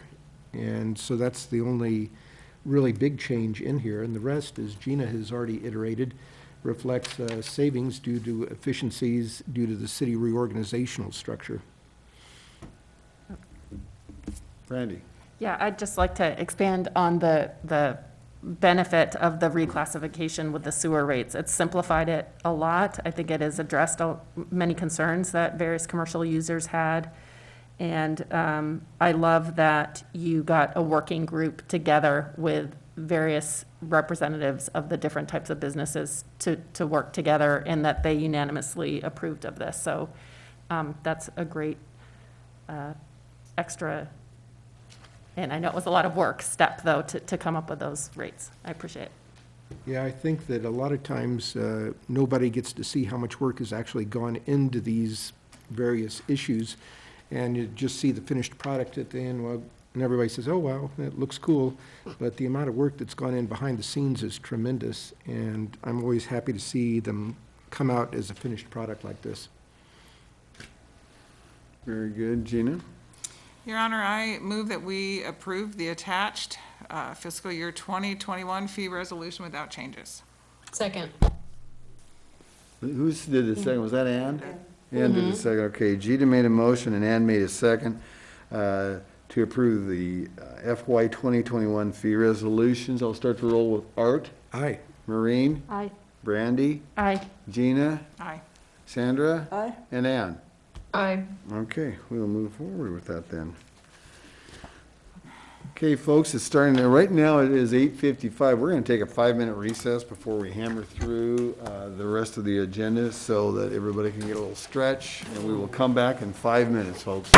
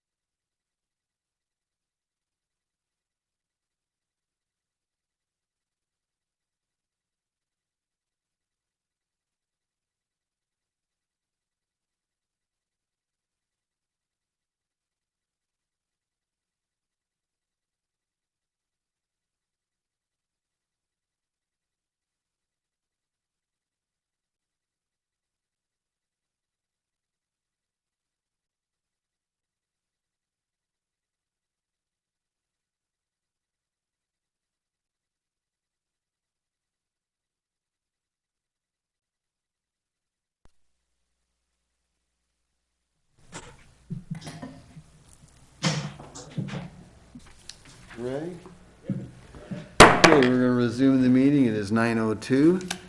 We're at item number 8, resolution to extend amended public health emergency order 20-03. Gary Reed, you got the podium, sir. Thank you, Your Honor. And I will read the description that is in the backup.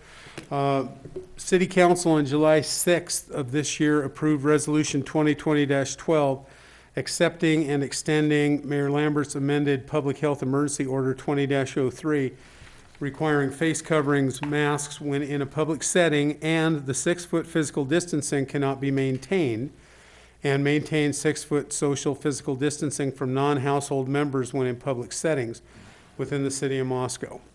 That resolution expires at 11:59 tomorrow night, essentially midnight, and staff has prepared an additional resolution extending the original emergency order and resolution 2020-03 through October 6th of 2020. So with that, I'll answer any questions that you might have. The original order has all the historical background. I would note that there is one adjustment in the new resolution, and that is a definition of face covering, which I will read. Furthermore, face covering is defined as any material that securely covers the nose and mouth, creating a barrier to help prevent respiratory droplets from traveling into the air. The face coverings may be made of a variety of materials, including but not limited to cotton, silk, linen, flax, wool, ramie, denim, polyester, or a combination of materials or paper. That was a definition that was crafted by the city attorney after researching, because the original emergency order did not define face coverings, and it was determined that that was something that should be defined. So that is the only other change other than extending the order itself. And by the way, we had numerous emails from people asking to define what a face mask was. And so it was a proper time to do it. And by the way, my most recent 438 emails, ladies and gentlemen, I just want to share, this is the most recent ones, right up to before we started this meeting. I'm sure there might be some that I haven't read, but anyway, there was 318 in favor of this and 120 opposed. This is not a public hearing, however, it's an action item, and so I plan on taking public comment. And Gary, so let's listen to see what the folks have to say with us, and then we'll get back. How's that? Sounds good. Your Honor, Chief Fry informs me that there are numerous people outside who would also like to comment. So again, if you make your comments and you feel like you'd like to open up and let somebody else come in, if you leave, someone else will be allowed in. Yep, and keep them as brief as possible, so we can get as many done as possible, because we're not going to just keep going on with this thing. But I'm interested in hearing what folks have on their minds, so please come up, state your name, come right up here to the podium, miss. Tell us who you are, and we will give you a few minutes. And by the way, we got Clorox wipes up here when you're done. If you just wipe off the nozzle, we'd certainly appreciate it for the next person who wants to speak. Yeah. Tammy Bowen, I reside on Public Avenue in Moscow. Thank you, Honorable Mayor. Okay, go ahead, Tammy. Thank you. Yep, thanks. Thank you, City Council and Supervisor Reedner. I just really am here in support of this ordinance. I know that you guys have lost so many hours of sleep over making decisions for the city, and I am really honored to live here, and really, I would say, blessed to be in a city that is taking this pandemic so seriously. My uncle right now is just trying to survive. He doesn't live here. He lives in a rural Idaho town that isn't taking it seriously. And so he doesn't have anybody to care for him besides his other siblings who actually cannot see him. And it's a small rural hospital that really isn't doing anything for him. And so the thought of having that happen in this city just devastates me. And the thought that I can't go home and see him to my hometown also devastates me. And so the idea of watching so many of the residents think that this is a hoax or think that you're not a carrier and that you're well, and we need to just let the well do whatever they want to, and it's about what you want to do for your family, and instead, it really is about what we want to do for our community. And I think that is the most important thing, and I'm just so thankful that you're willing to consider our community as a whole and not your individual selves and what makes yourself comfortable. And so I don't consider you terrorists, and I don't consider you any part of tyranny. My son is serving for this country, and he is in 110-degree weather. He has to wear a mask every day with 75 pounds of body armor, and not once has he said, "This makes me not be able to breathe, Mom." And so for that, I just thank you for your time, and I thank you for your service to our community. Thank you, Ms. Bowen.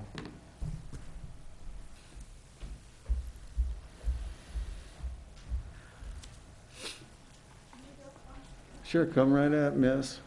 All right. Kelly Zachariason, 521 North Main. I'm sorry that you're inside because it's a beautiful evening outside where I was waiting in line. I do not stand here this evening to debate or support the use of cloth face coverings for the prevention or transmission of COVID-19.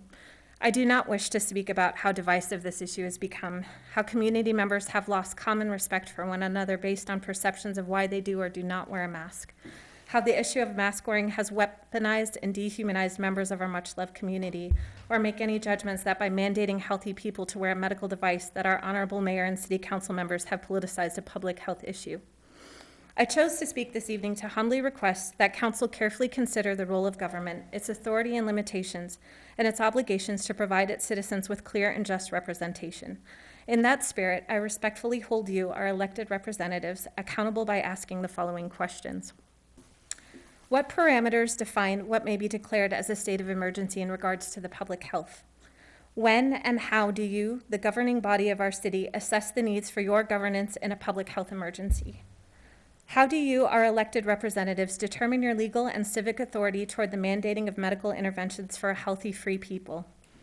By what defined parameters do you measure the necessity, efficacy, and proposed duration of the current mask mandating ordinance? What metrics are being utilized to assess the benefits and detriments of the mask ordinance toward the public health? Who is held responsible for the potential detriments or benefits and negative consequences resulting from the council's public health mandates? What mortality rate and infection rate are considered acceptable rates for the purposes of both continuing the mask ordinance or for repealing it? I respect that council takes your responsibility as elected representatives very seriously, and I acknowledge the difficulties that you face and the complexities of navigating the current impact COVID-19 has on the health and the economy of our community. I do not envy the task ahead of you. I will, however, leave you with thoughts from Thomas Jefferson. Quote, "Was the government to prescribe to us our medicine and diet, our bodies would be in such keeping as our souls are now." I thank council for their thoughtful consideration on these matters and look forward to the timely answering of these critical questions. Thank you for your service to our community.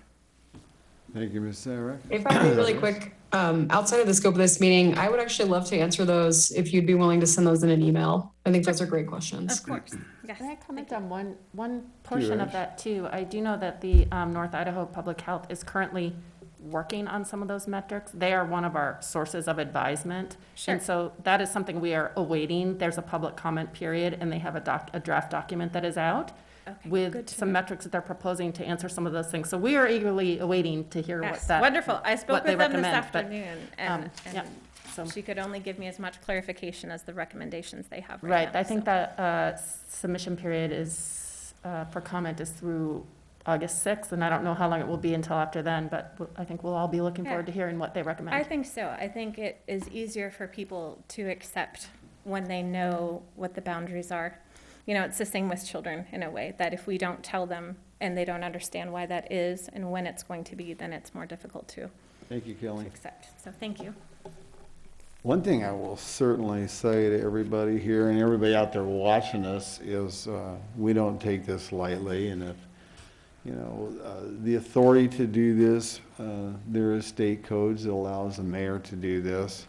And it's too bad, sad in a way, that our governor hasn't elected to do this statewide, because everything that we follow, the science, the CDC, Controls for Disease Control and Prevention, leading epidemiologists, which are nations, Surgeon General, our health folks, county and state, and that's where we get our information from. We do not dream this up.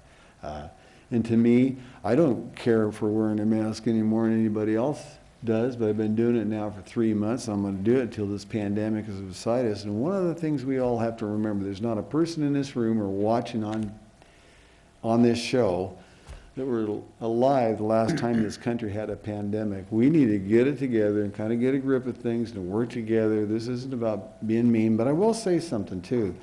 There are folks out there that cannot wear a mask. They have hearing issues, for example. They're deaf, or they may have mental issues. And we need to be tolerant and nice to people. Whether you believe in a mask, whether you don't believe in a mask. We just need to be human beings. That's what Moscow is all about. This does not need to be a divisive thing.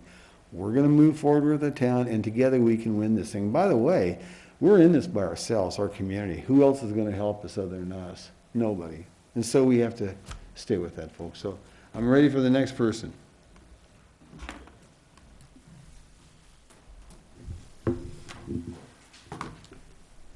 Thank you, Mayor and council members, for once again allowing citizen input on this issue. I really appreciate it.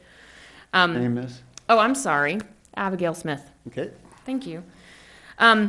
Okay, so on the city council website, according to the BioBot July 13th report date, which, by the way, I'm super thankful for that.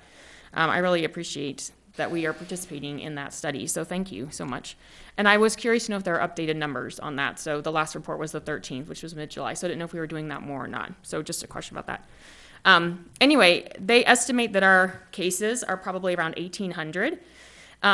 Which I thought was actually really good news, because that means that if we've only had 81 confirmed cases in the county, but estimated at such a high number, that means that over 1,700 people are possibly shedding the virus, but not exhibiting symptoms worth testing, and still no deaths. So that all seemed very positive to me, actually, especially as we're trying to figure out infection versus death rates. So I'd be really curious to know if there's updates on those numbers. So if someone could, I don't know if we were doing more. Those numbers we get, we really don't know how accurate they are. We really don't know. Right. I just wondered if there was going to be another study. The only thing we really know is that we have the virus here. Right, exactly, which I assume everywhere, right? I can address that. Okay, great.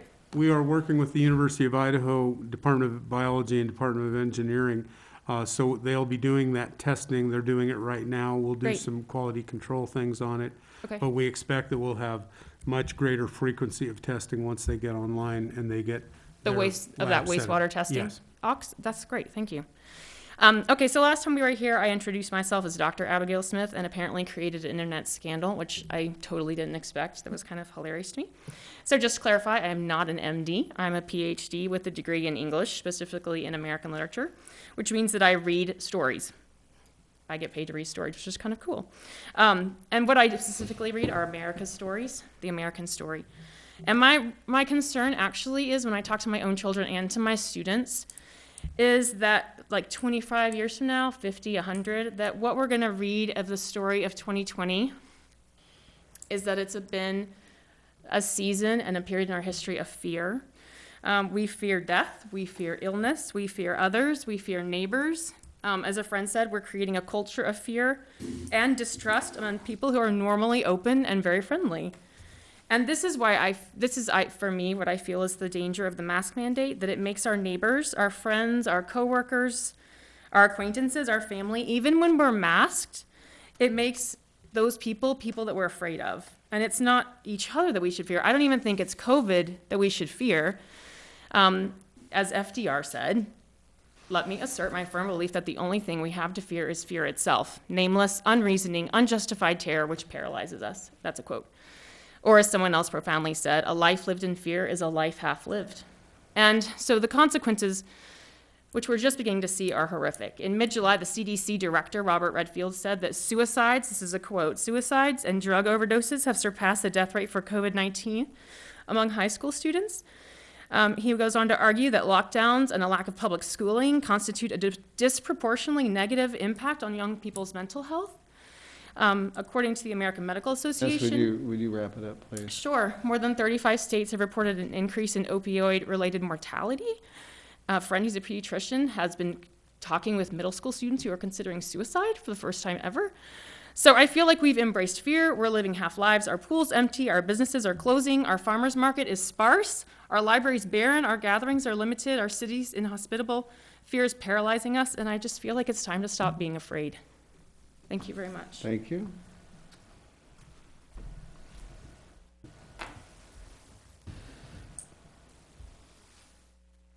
Come on up. I know there's going to be more out there. Come on up, David. I know who you are, but you're going to have to identify yourself. This is Dr. David Pierce, by the way. This is going to cover some things that I wanted to say earlier, but I think it's still important to go through what I've written here.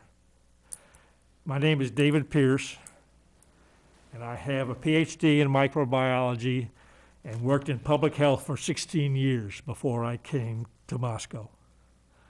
I do not want to be here. I should not be here. But it seems to me that I have no choice. I am concerned for the welfare of the citizens of Moscow. I have been spending a great deal of time finding and trying to digest the very large amount of information related to the coronavirus 19 pandemic. I would like to take this opportunity to share some of what I think I have learned. There is, and for some time has been, a multitude of opinions regarding how to react to the variety of information and disinformation available. I have tried to look at what I consider to be the best scientific information available. The problem is that scientific information is always changing. What was best information today may not be tomorrow. This is particularly true when scientific investigation on a topic is in its infancy. From the beginning of the pandemic, the best information from the CDC emphasized 4 things. Wash your hands frequently. Avoid close contact with others. Keep that 6-foot distance from others. Wear a mask and clean and disinfect things. In the beginning, the best information suggested that the masks were not necessary for the general public, and that created a real problem. The masks available at the time were N95 masks, which are used to prevent the intake of infectious particles. They're used to prevent you from becoming infected. They were, however, essential for medical personnel who were likely to be exposed to the virus. That view quickly changed when it was realized that a mask, any mask, could and would reduce the amount of virus introduced to the environment by an infected individual. This became increasingly important as additional studies showed that infection with the virus is rather unique. Furthermore, an individual can be shedding virus particles up to 2 days before they become symptomatic.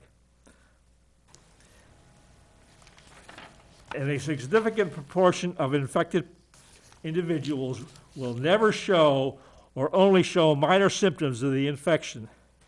In Idaho, recent data indicates that 18% of infected individuals are asymptomatic. Some of these individuals, now termed spreaders, are capable of releasing very large amounts of virus particles, resulting in a large number of new cases. Once these facts were established, the wearing of masks by all individuals, combined with social distancing, became an essential part of the mechanism to control the spread of the virus. Wearing a mask clearly reduces the likelihood of that an infected individual can infect another individual. Currently, there is now a suggestion that wearing a mask also benefits the wearer. There is some data suggesting that wearing a mask makes one less liable to become infected than others in a group who are not wearing masks. As of this morning, there were 82 cases of coronavirus detected in Latah County. On April 14th, there had been 4. On June 15th, there were 8. On June 30th, there were 20.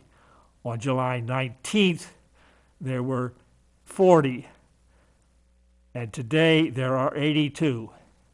It took from April 14th to June 15th, 62 days for the number of cases to double. Since then, the number of cases has doubled 3 additional times. It has taken about 14 days each time. In Idaho, 30% of those who tested positive for the coronavirus have been between 18 and 29. 17% have been between 30 and 39. 15% have been between 40 and 49. 12% have been between 50 and 59. And 15% were over 60. That's something that I think you need to think about. Most of the cases have been in the younger people. The opposite is not true of deaths. Most of the deaths have been in people over 70, and in fact, most of the deaths have really been in people over 80. Idaho is currently doing about 2,500 COVID tests a week. The number of tests from the North Central District, of which Blaylock County is a part, is minuscule. I couldn't even get a number out of the graph. It is unclear to me whether the tests being done at the Gritman Medical Center are included in the number of tests done in the district. It is also unclear what criteria currently are being used for allowing one to be tested. In the past, those criteria severely limited the ability for one to be tested.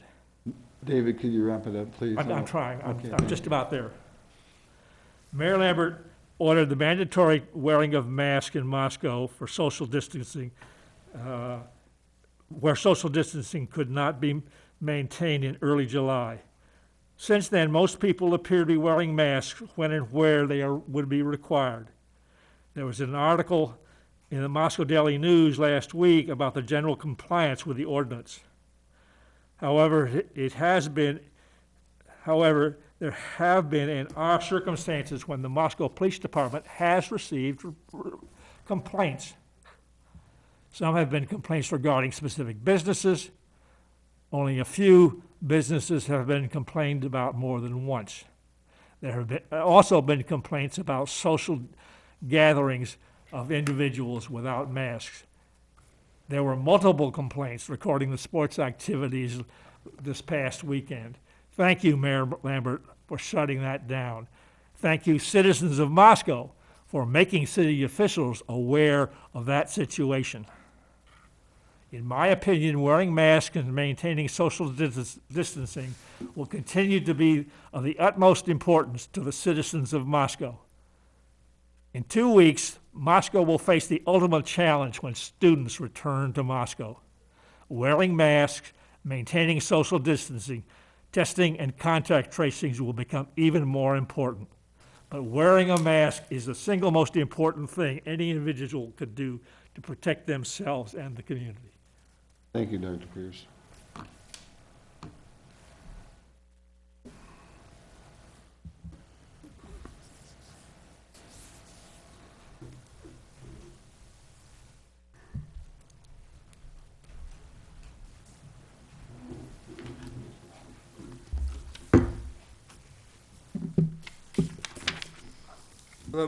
Hello, Mayor and Council members. My name is Kyra Mutar, and I reside at 2533 White Avenue. Excuse me, could you spell that, please? Kyra Mutar, K-Y-R-A-N-M-U-T-A-R-T. Currently, I am a senior at Logos Online School. After many hours of research and reading about COVID-19, I have found that the CDC recommended that healthy people not wear masks. The exact quote being, CDC does not recommend that people who are healthy wear a mask to protect themselves from respiratory diseases. So my real question to you is, how long is this nonsense going to go on? How long are we going to be afraid of a virus that has a 100% recovery rate in Moscow? As I told you before, I am a senior that has invested over 15 years into high school athletics, and it'd be a shame to miss out on those athletics my senior year. Thank you for your service to the great city of Moscow. I will make a statement about the CDC. All I have heard from the CDC is wear masks. That's all I've read for the last 3.5 months, 4 months maybe. So, somebody else want to come up? Please come up. There's a guy back there behind the. Okay, all right, come on up. This isn't about a mask. I had to wait in line. So is this a? Well, this is just about this. Okay, so is there gonna be time to comment later about About what? not, the police? About the police? Yeah. This is okay. My name is Herman Adana. In the past month, I've interacted with Moscow police officers 4 times. I remember Officer Bragg, and I believe his name is Officer Warner. They stopped me. Very professional in their conduct toward me and the issue of a citation. And then this past week, at like 3:30 in the morning, I don't know his last name, but his first name is Casey, Officer Casey.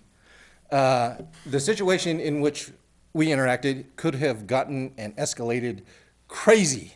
It could have been there was a report of a person with a weapon, and so they were looking for him. And they just so happened to stop by me.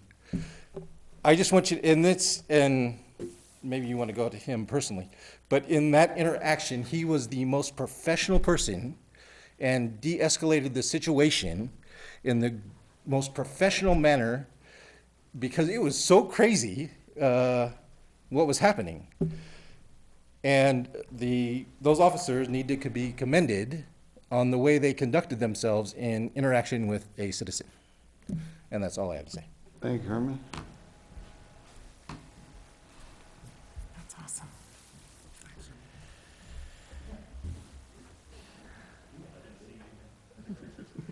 Somebody wants to get up and talk, I'm gonna cut it off pretty soon if we don't, if somebody else wants to speak, or I'm gonna shut it off. You come right up here to the podium and tell us who you are. You were here several weeks back, I remember you, so.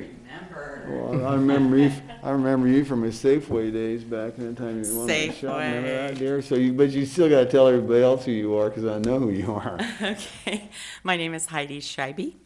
Okay. Okay. Okay. All right. I have been communicating with Brandy, so she's been getting some of my extra facts. And I appreciate all of your hearts that you want to protect us. And I know you guys have a lot of facts, and so do I, and so do all the people who have spoken. But our facts seem to be at odds, suggesting that there are 2 different groups, 2 news groups, 2 groups of doctors, 2 groups setting forth differing perspectives. However, both can't be right. One, this flu will get out of control, it'll overrun our hospitals, and masks will help stop it. Or this flu is giving us herd immunity status as we get out and live, as masks don't help that much and may hurt. Something is up. But I know you guys know these proven facts. We are still at 98% recovery, 99% under 60 years old in the United States, 100% in Moscow recovery. Only 81 cases, 1 maybe hospitalization or none. I'm not sure. Maybe there's more. Correct me if I'm wrong. No deaths. The CDC said the death rate has so plummeted that we are no longer even in an epidemic, let alone a pandemic. The week ending April 21st, there were 6,085 85 years and plus, and in July, per week, under 500 with all ages. That's the death rate, which plummeted. There's a 400% increase in tests given across the country, so no wonder our cases are rising all over the United States and here. Dr. Birx from the Washington Post says she questions 25% of the CDC deaths. The fatality rate is for under 70 is 0.04%. That's from Dr. Scott Atlas from Stanford. I know you guys have heard of the rampant misreporting of hospital cases that rose a lot in Texas, Florida, and Arizona. But for instance, in Texas, 80% came in the hospital for other things, and only 20% were solely COVID. Never before in our country's history have we isolated healthy people. And the Idaho Code 1C56-10601 says isolation means separated of infected persons or suspected to be infected. I know you guys don't want to be unfounded or have irrational fears to govern our town and behaviors. I know you don't want to stress families out, businesses of Moscow financially stressing them out, and I know you don't want to deprive us of the joys of life, weddings, concerts, swimming, movies, sports, and etc. But it is happening. And as a matter of fact, my friend Eric told me, who is a beloved Moscow musician, that 90% of his work has been canceled this year, and it could end his career. We are not just physical beings. We are created mental, physical, social, economic, and spiritual beings by God Almighty. That is why we need a balance here, you guys. Please don't reinstate the mask mandate. And just to end, on a personal note, my grandson, I asked him the other day what he was feeling about the pool, not being able to go. And he said, Nina, he said, it doesn't even seem like summer. He said, usually we'd get to go swimming and have so much fun at the pool, and then we'd do that every day, and then we'd almost be ready for school to start, and we'd feel good about it. But he said, now, we're not going to feel that way because we feel like we haven't even had summer.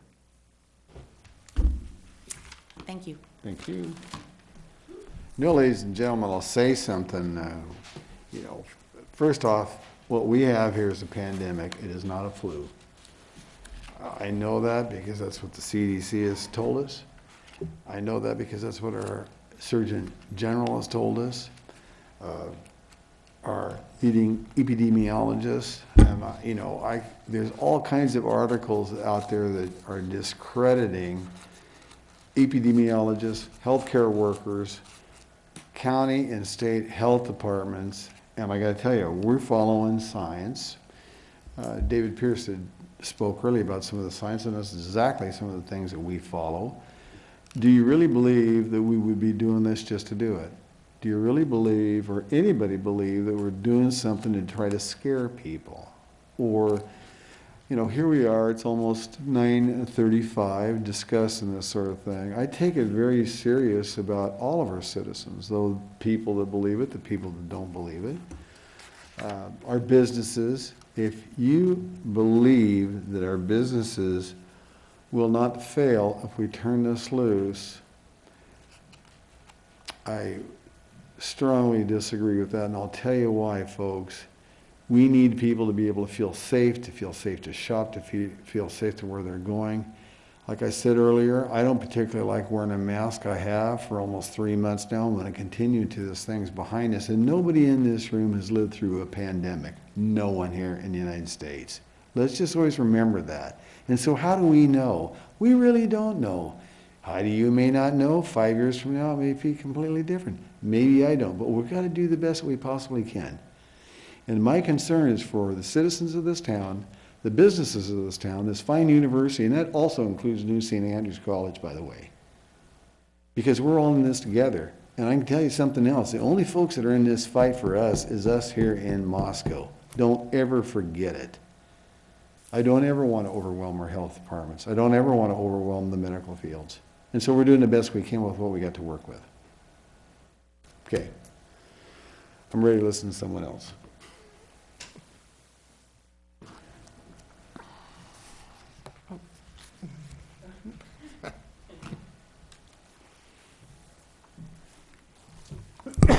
Victoria Seaver, 121 North of Moscow. I've spoken before. I'll keep it short. Masks are a very small, simple precaution, a mighty precaution. You don't stop preventative measures when the numbers are climbing, so it only makes sense to keep the mask mandate. Period. Thank you, Victoria.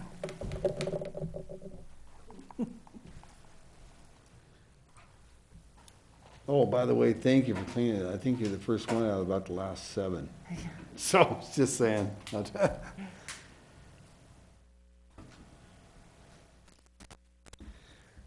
Oh, by the way, everybody, I've had people ask me if I shave daily, and I still do, so I just thought, for the record, I'd show that, and I brush my teeth and do all my other things that I should. And yes, I smile a lot under the mask, with it or without it.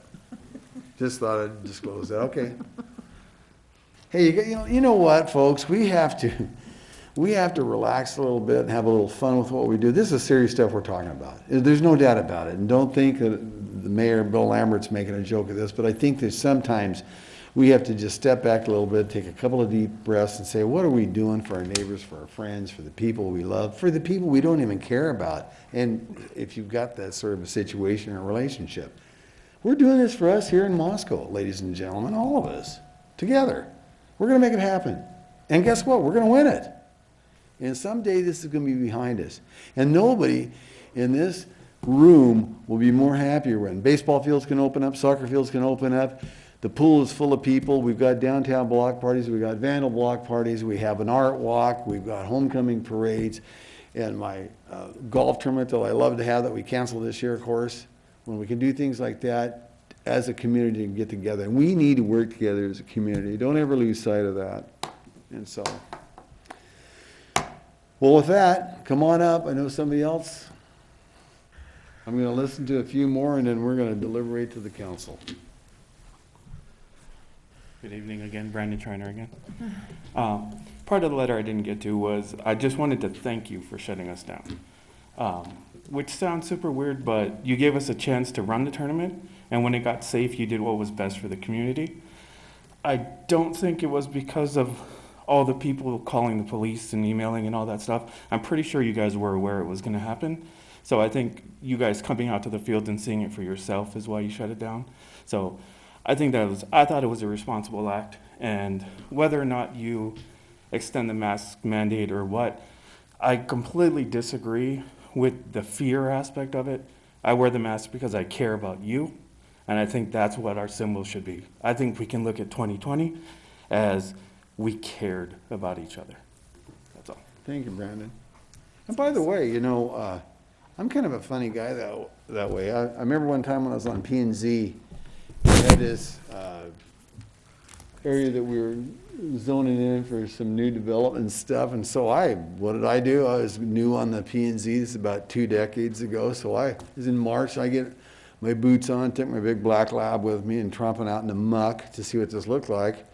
And so we were having our hearing, so I brought this up, and holy smokes, the city attorney at that time had heart failure. I said, because it was a quasi-judicial event and he says, who did you talk to? I said, the only person or the only thing I talked to was my dog, and he's not going to tell anybody else. But I had to see for myself what it looked like, and that's no different, Brandon, than going down to the fields. And I appreciate what you guys did. The thing of it was it's something that was an uncontrollable event to happen, and so we move forward, and we'll get by it. Hey, that's past history. Let's move forward, folks. Let's move forward. And I keep saying this is about a town, this is about us, this is about us all working together. And, holy smokes, we're going to win. We're going to win. We're going to win. So, somebody else wants to come up, I'd be more than happy to listen to a few more folks, and then we'll turn it over to council. Good evening. My name is Greg Schisler. I'm just a concerned citizen, and I was waiting in line, and I decided to just do a small calculation on my phone. As far as I understand, the population of Moscow is about 20,000. The number of cases that we have was up to 82. That leads us with an infection rate of 0.4%. So for 0.4% of the population, we all need to wear face coverings. Isn't that fantastic? No. No, it's a fantastic number. Yes, so if What it's do you that want, low, 10%? why do we need, Well, that's the point of the masks. How do we know that we haven't kept it from being 2% or 5% or 8%? We don't know that. We're not, look at Kootenai County, look at Coeur d'Alene. All hell broke loose. It exploded up there. They got 2,000 cases. And it's because nobody took control of it until their medical fields were overswamped. Kootenai Medical was maxed out, and they've had serious problems. And what we're doing right here is we're trying to make sure we can keep it the best we can. And the reason for that is to keep our businesses going, to be able to open schools, to be able to do different functions and work together. We don't do that, and we have this infection rate that could very possibly hit. Why would Coeur d'Alene be different than us? And that could happen. but you're referring to just an infection rate. You're not actually referring to either hospitalizations or deaths. Well, the hospitalization up there, and they have had deaths up there, by the way, their hospitalization up there is overwhelming for Kootenai Medical. So, Well, we're not I'm not gonna governing Kootenai debate and Medical. argue that with you, you just ask on the percentage, that's why I said it was great. It's a great percentage to have, and I hope we can keep that percentage down. But that percentage hasn't either increased or decreased due to mask wearing. How do you know that? How do you know it has? I don't. Why do I have to prove my Neither- negative and Neither you do don't? you, so it's not hurting a thing to do it, is it? Yes, it is hurting a lot of No, we're things not, to I'm not do. gonna debate with you on this, son. I'm just telling you, you wanted some facts, and I just gave them to you, so. Well, I gave you a fact, and I'm slightly curious as to why we're holding a debate, because you guys seem to have all had your minds made up Well, no, beforehand. the council and- hasn't deliberated on this. I said earlier, I made a comment that we talked about the CDC. We've had people in here tell us the CDC has recommended not wearing masks, and that's absolutely baloney. It's not true. That's one of the things. We're following the science of it. We're trying to follow the science of it the best we can. You're following the science Not you an wanna follow. epidemiologist, you're not one.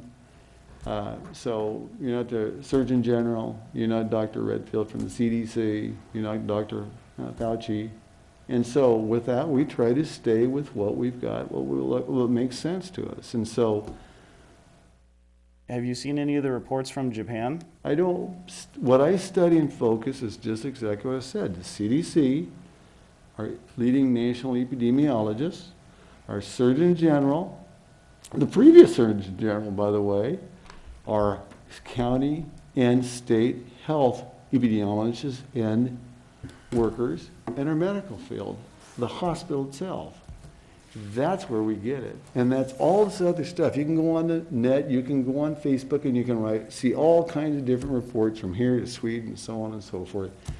And I don't want to pay a bit of attention to any of it, because guess what? Here in America, we got more cases than anywhere else in the world. We got 25% of the cases, and we got 4% of the population, right? 4.5%. Well, that ought to tell somebody something. It's just not a made-up number.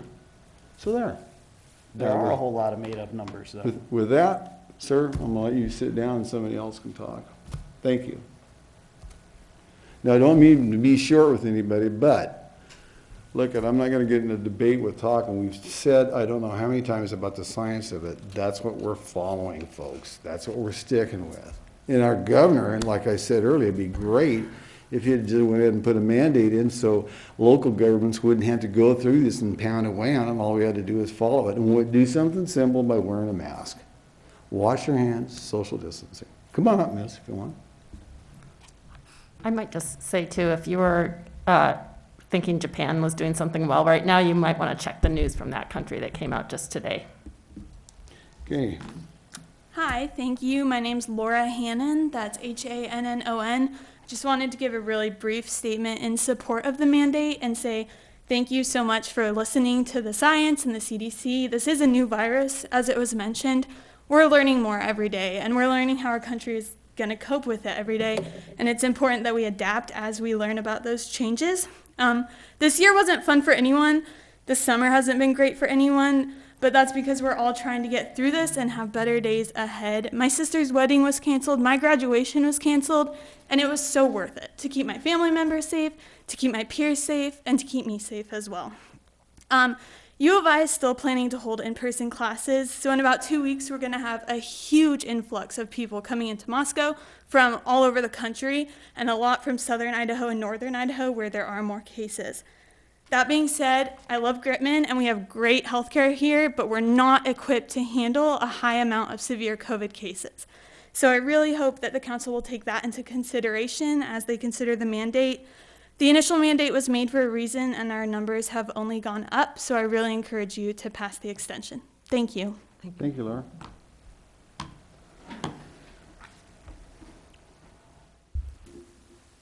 Anybody else wants to talk before I cut it off and turn it over to council here? Come on up. Hello, young man. How are you? Tell the mayor how you are. Okay. How about your name? What's your name, son? Will. Oh, Will, I'm Bill. Is this your dad with you? Yes. Okay. I'll let him introduce himself then. Thank you. My name's Caleb Trotter. I live in Moscow. Wanted to start out just by saying how thankful me and my family are for you, Mr. Mayor, and for the council. Thankful for your honest consideration in these matters. We're very thankful for the Moscow Police Department. Their kindness, their courtesy, their professionalism have been very evident throughout all of this process. We've been very, very thankful for it. My son's soccer camp was visited multiple times by the police. It was not this gentleman's event, and they were called by concerned citizens who felt that my son and his friends playing soccer without masks and their mothers occasionally talking to one another about the children who were running around constituted a public health emergency. I think that may be the thing that we need to take into consideration as a city, what this is doing to our public discourse, where now the primary interaction I have with my neighbors is wondering if they're going to call the police department on me when my kids play outside.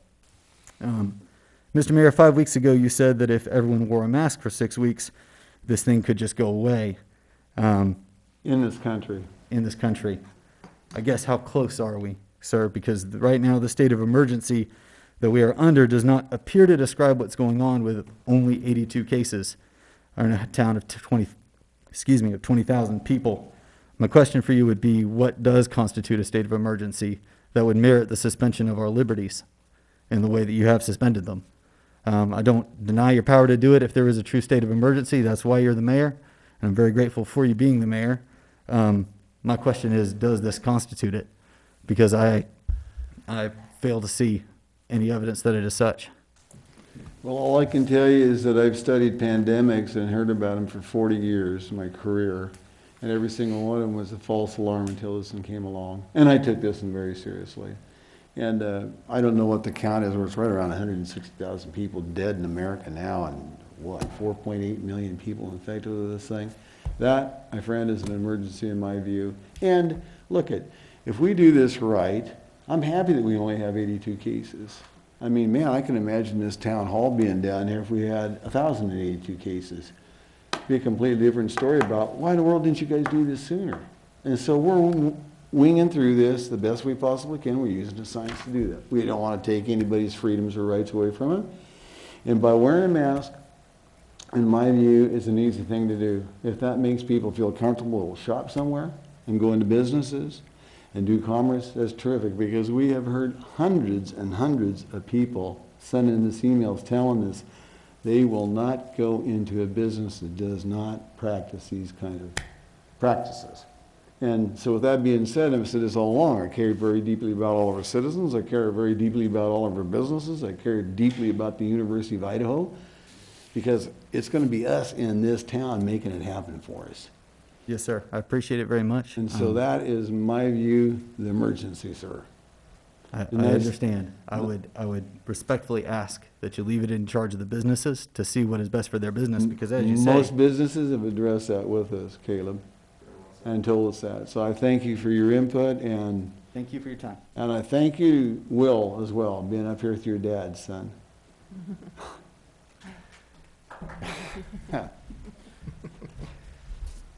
Okay, with that, ladies and gentlemen, it's 9:51, and so I am going to, we got somebody else that wants to talk? Okay, come on up. We'll do one more and then I'll cut it off, because we've been doing this for about an hour. And I got a few comments. Please state your name, sir. My name is Joel Boxtruck. This is my first time ever doing this, so. How do you spell that, sir? Your last name? Bockstruck.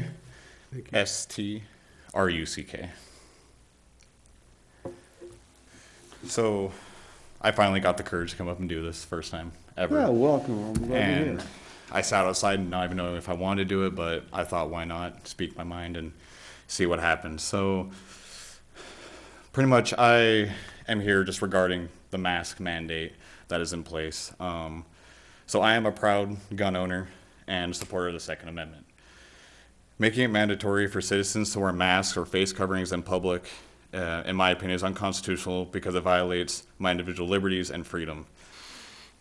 The individual state and local government mask orders are allowing government overreach by forcing citizens to wear something on their body, buy something they may not be able to afford, be denied service to purchase essential items such as food without a mask on, and cause Second Amendment rights to be infringed upon because concealed carry permit holders are not allowed to conceal a weapon and have their face covered at the same time. As a member of the society and a citizen of the United States, I believe we should be concerned about any order where any level of government, whether it be state, local, or federal, is dictating that we are required to wear a mask on our bodies. We should be alarmed that government is forcing us to purchase anything that we would need to access food or other essential items without wearing a mask. Everyone has the right to voluntarily wear a mask, but forcing someone to wear a mask under the fear of a criminal offense is unconstitutional. Finally, as a gun owner with a concealed carry permit, we should be distressed because wearing a mask violates the law associated with carrying a legal firearm. If you choose to carry a gun with a mask on, you can be arrested, or you could be denied your right to carry your concealed weapon in approved locations that require a mask. Additionally, the masks themselves in my opinion, do very little to prevent an airborne virus infection, especially since they are not fitted to each person's face or made of protective materials. And I'm not talking about like N95s I do wear when I gripman. Even the CDC recommends that healthy people should only wear masks if they are taking care of a person with COVID-19. Wearing a mask is also a threat to you since it reduces your oxygen levels, which could put strain into your immune system. The wearing of masks is therefore more of a political symbol for the media to continue to frighten and dehumanize the public. During the COVID-19 pandemic, there have been many unconstitutional orders that have been enacted, but the face mask order in several state and local governments is very personal since it involves infringing on your personal body space. It is important that, in my opinion, that elected officials uphold their oaths to ensure that our individual freedoms will remain protected at all times, even during a crisis. So my question to you is, in regarding to all this, what is your plan or your idea when it comes to my right to the Second Amendment, to where I can't walk throughout Moscow or walk into a business that allows them with a firearm if I have to wear a mask? Well, I'm very much in favor of the Second Amendment, but with that being said, and I'm not going to get in a debate about that because I'm a gun owner myself. Yeah. Okay? I also believe in freedom of speech. That's why you're getting a chance to talk and tell us what you think. So, with that being said, like I said earlier, and I've said it numerous times, you might not have been here, we're following the science of this thing. And that's the only thing we're doing. And we're doing it because we want to protect our citizens, we want to protect our businesses. Clearly, we want to protect our schools and universities here, so we're moving forward with that. Thank you for, Joe, for getting the courage to come in and talking to us. And with that, I'm going to go ahead and close. Like I said, this wasn't a public hearing to start with, but it was an action. We've been at it for about an hour, and one of the things I will say, the last 2 days, yesterday and today, I have received 438 emails, and of course there were several hundred before that, but out of this, I kept track of them, 318 very much in favor of the mask, 120 opposed. So there you have it. With that, I'm going to turn it over to council. I'll start. Okay, Brandy. Since you led with numbers, I'm going to expand on those numbers. Okay. So I think the council got it even worse than you did, Mayor, because I counted 704 emails. The last 2 days? In the last week. Okay, well, I'm So- probably right in the ballpark. Okay, well, This is just we yesterday and today. We can argue this out later, who got more. But in any event, these 704, and that was up until about an hour before this meeting, 568 were in support of this being extended, 136 were opposed. So since you brought up the numbers, I'm sharing mine as well. And I want to say thank you to everybody, no matter what your view was, for taking the time to write to us. Most of the emails were, as you all know, respectful and shared information and were constructive in some way. There were a segment of them that were hostile and rude and name-calling and disrespectful. And the reason I want to bring that up is I think that's just part of the deal. We can take it. We're going to be okay. But I agree with what the mayor said. We need to not treat each other that way out there. This should not be a divisive issue, even if we disagree, just like other issues in our community. That's not an excuse to be aggressive, hostile, name-called. That's not going to help us get through something that's impacting all of us in negative ways. We're all having not the summer we wanted to have. It's affecting all of us, and that kind of behavior from either side is really disappointing and doesn't help to further our cause for anyone. So I just implore everyone on both sides to please just be more civil and respectful of each other. I wish there was a perfect solution to make this all end, but in the absence of that, because there's not, we have to continue to do the best that we can with the information that we have to support our community.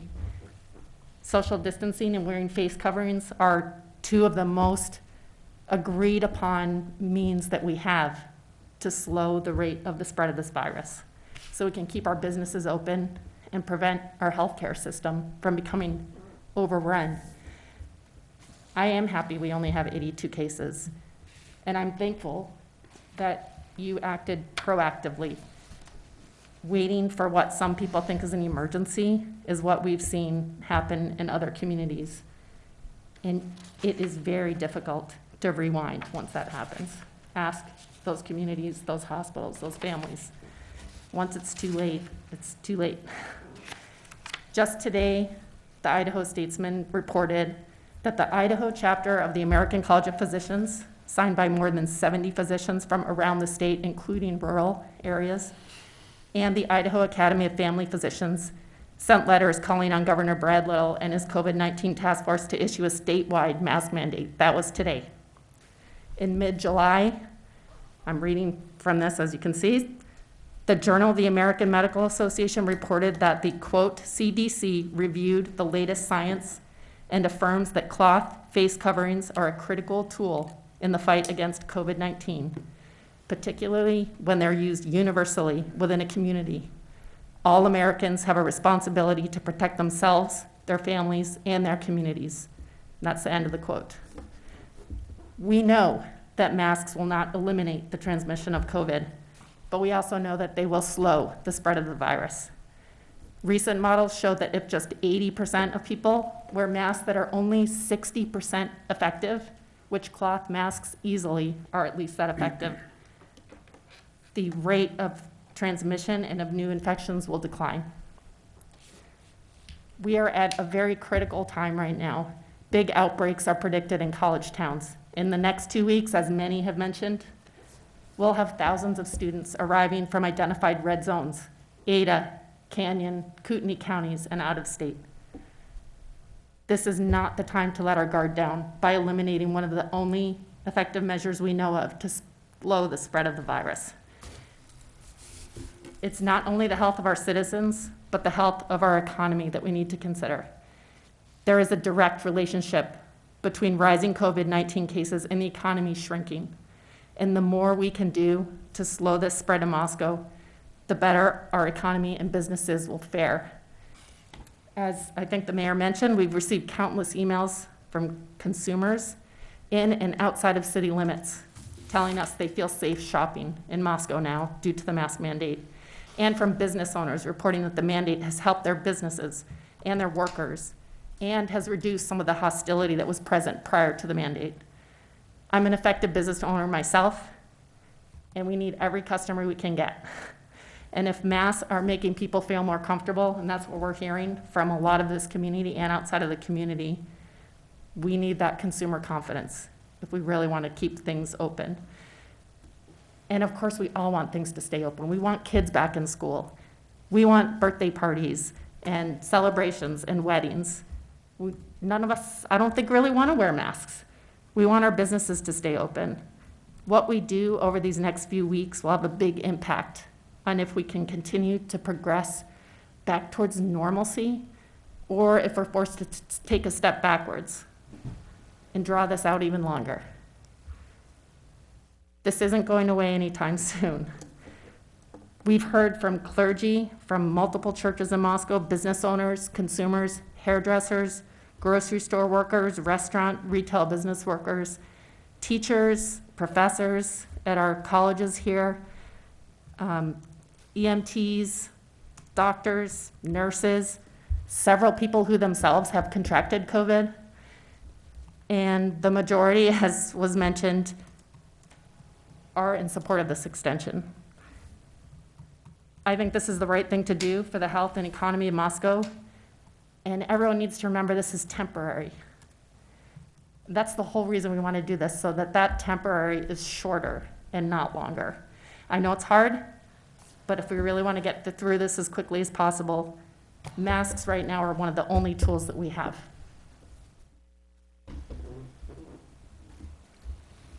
Art.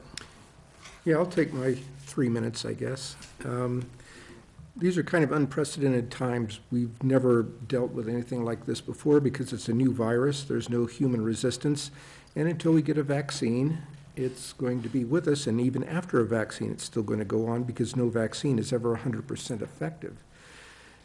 Public health shouldn't be a political issue, even though it seems to have made the transition into that. And you could tell that because this is the most emails I have ever seen pop into the city account. Huge numbers of them. I read them all, and it took a lot of time. But I think relative to Moscow, our early shutdown really helped. And now that we've gotten to, stage 4 in Idaho with the reopening of Boise bars, for example, we've started down a whole nother path again to a second wave. And really, right now, all we've got is masking and social distancing. They're the only tools we have to kind of prevent the spread or limit the spread at the moment. And as Dr. Pierce pointed out, masks are about protecting others and not your own self. Masks aren't perfect, especially the ones we've all got on in here, but they do trap out respiratory droplets to which the virus adheres. They aren't going to stop a virus from going in, but it's most likely to stop a lot of them from going out. So people who are asymptomatic, or even people who are careless and symptomatic, can help slow that spread. I don't think they're an infringement on personal freedom. They're annoying as all get out. I don't like this thing at all. But impinging on one's constitutional rights, I don't think so, because your rights come to a halt where somebody else's rights begin, and their right to be free from disease trumps your right not to be wearing a mask, I think. Social impacts ensue in terms of medical costs. If you get COVID, even if you survive, it's been said that a lot of people survive, but you've still gone to the hospital. You've absorbed medical capacity, and you didn't pay for it all yourself. Everybody else paid for it with their insurance rates or society floating your bill itself. So there are social costs to having it, even if you don't perish in the process. Masks aren't likely to create a social rift if everybody is wearing them. It's when people, some wear, some don't, that's when the tension begins. And I think an ordinance like this sets an example for our incoming students that if the whole town is wearing a mask, you should too. And that's the example we want to set here, rather than let people come in and sort of decide on their own whether they want to be masked or not. As has been pointed out by Brandy, masks provide confidence in shopping. Some people don't go to businesses where masking isn't enforced. One of the very big difficulties is social distancing in restaurants, and the loss of income for restaurants is very, very real. And the city has tried to help with that by providing access to the city right-of-way to enhance customer space as long as distance is maintained. I think the total reported cases are not necessarily due to just more testing. There's just plain more testing, or more cases occurring, and I think our BioBot tests back that up. They're showing a steady increase in viral RNA in the sewer system. The numbers don't track exactly, but the trends do track very closely. And we do have low death rates here, and I think that's because we've used masks as a community since the very beginning. Using our low rates as excuse not to mask up is exactly the opposite of what we should be doing. Our success in masking has led to those low rates.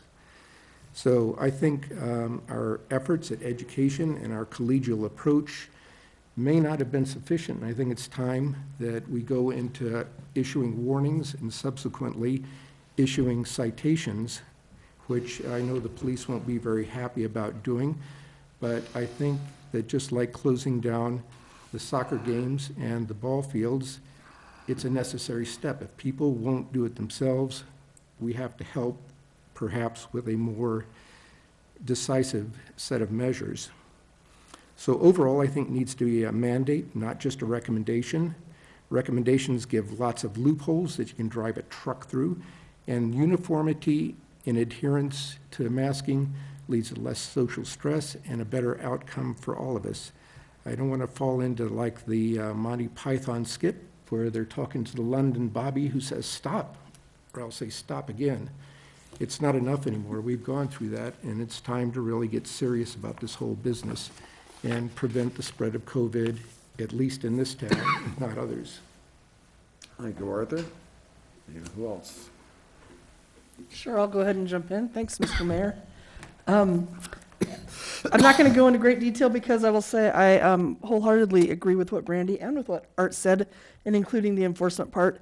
One perspective I just want to throw out that might be a little different. One of my very favorite pastimes is doing research on local history. And I've done a lot of local history here in Moscow over the years. It's a passion of mine. And I've had the chance before this year, just on a whim, last year or the year before, I started researching the Spanish flu because I read something interesting about Carol Ryby Brink, and it led me down a rabbit hole. Turns out it was a pretty good rabbit hole to go down. And I can say here in Moscow, when the Spanish flu hit, it was awful. And I listened to many oral histories, and I read the transcripts of many oral histories. I looked at the old Gem of the Mountaineer books and read what was happening at the University of Idaho. I read about Dr. Adair, who was, I can't tell you his title at the time, but it was much like the public health official, and how exhausted he was because he had to shut everything down, and he got very little support. He shut things down over Thanksgiving, and people were furious because they wanted to go share Thanksgiving time with their families, and he made people quarantine.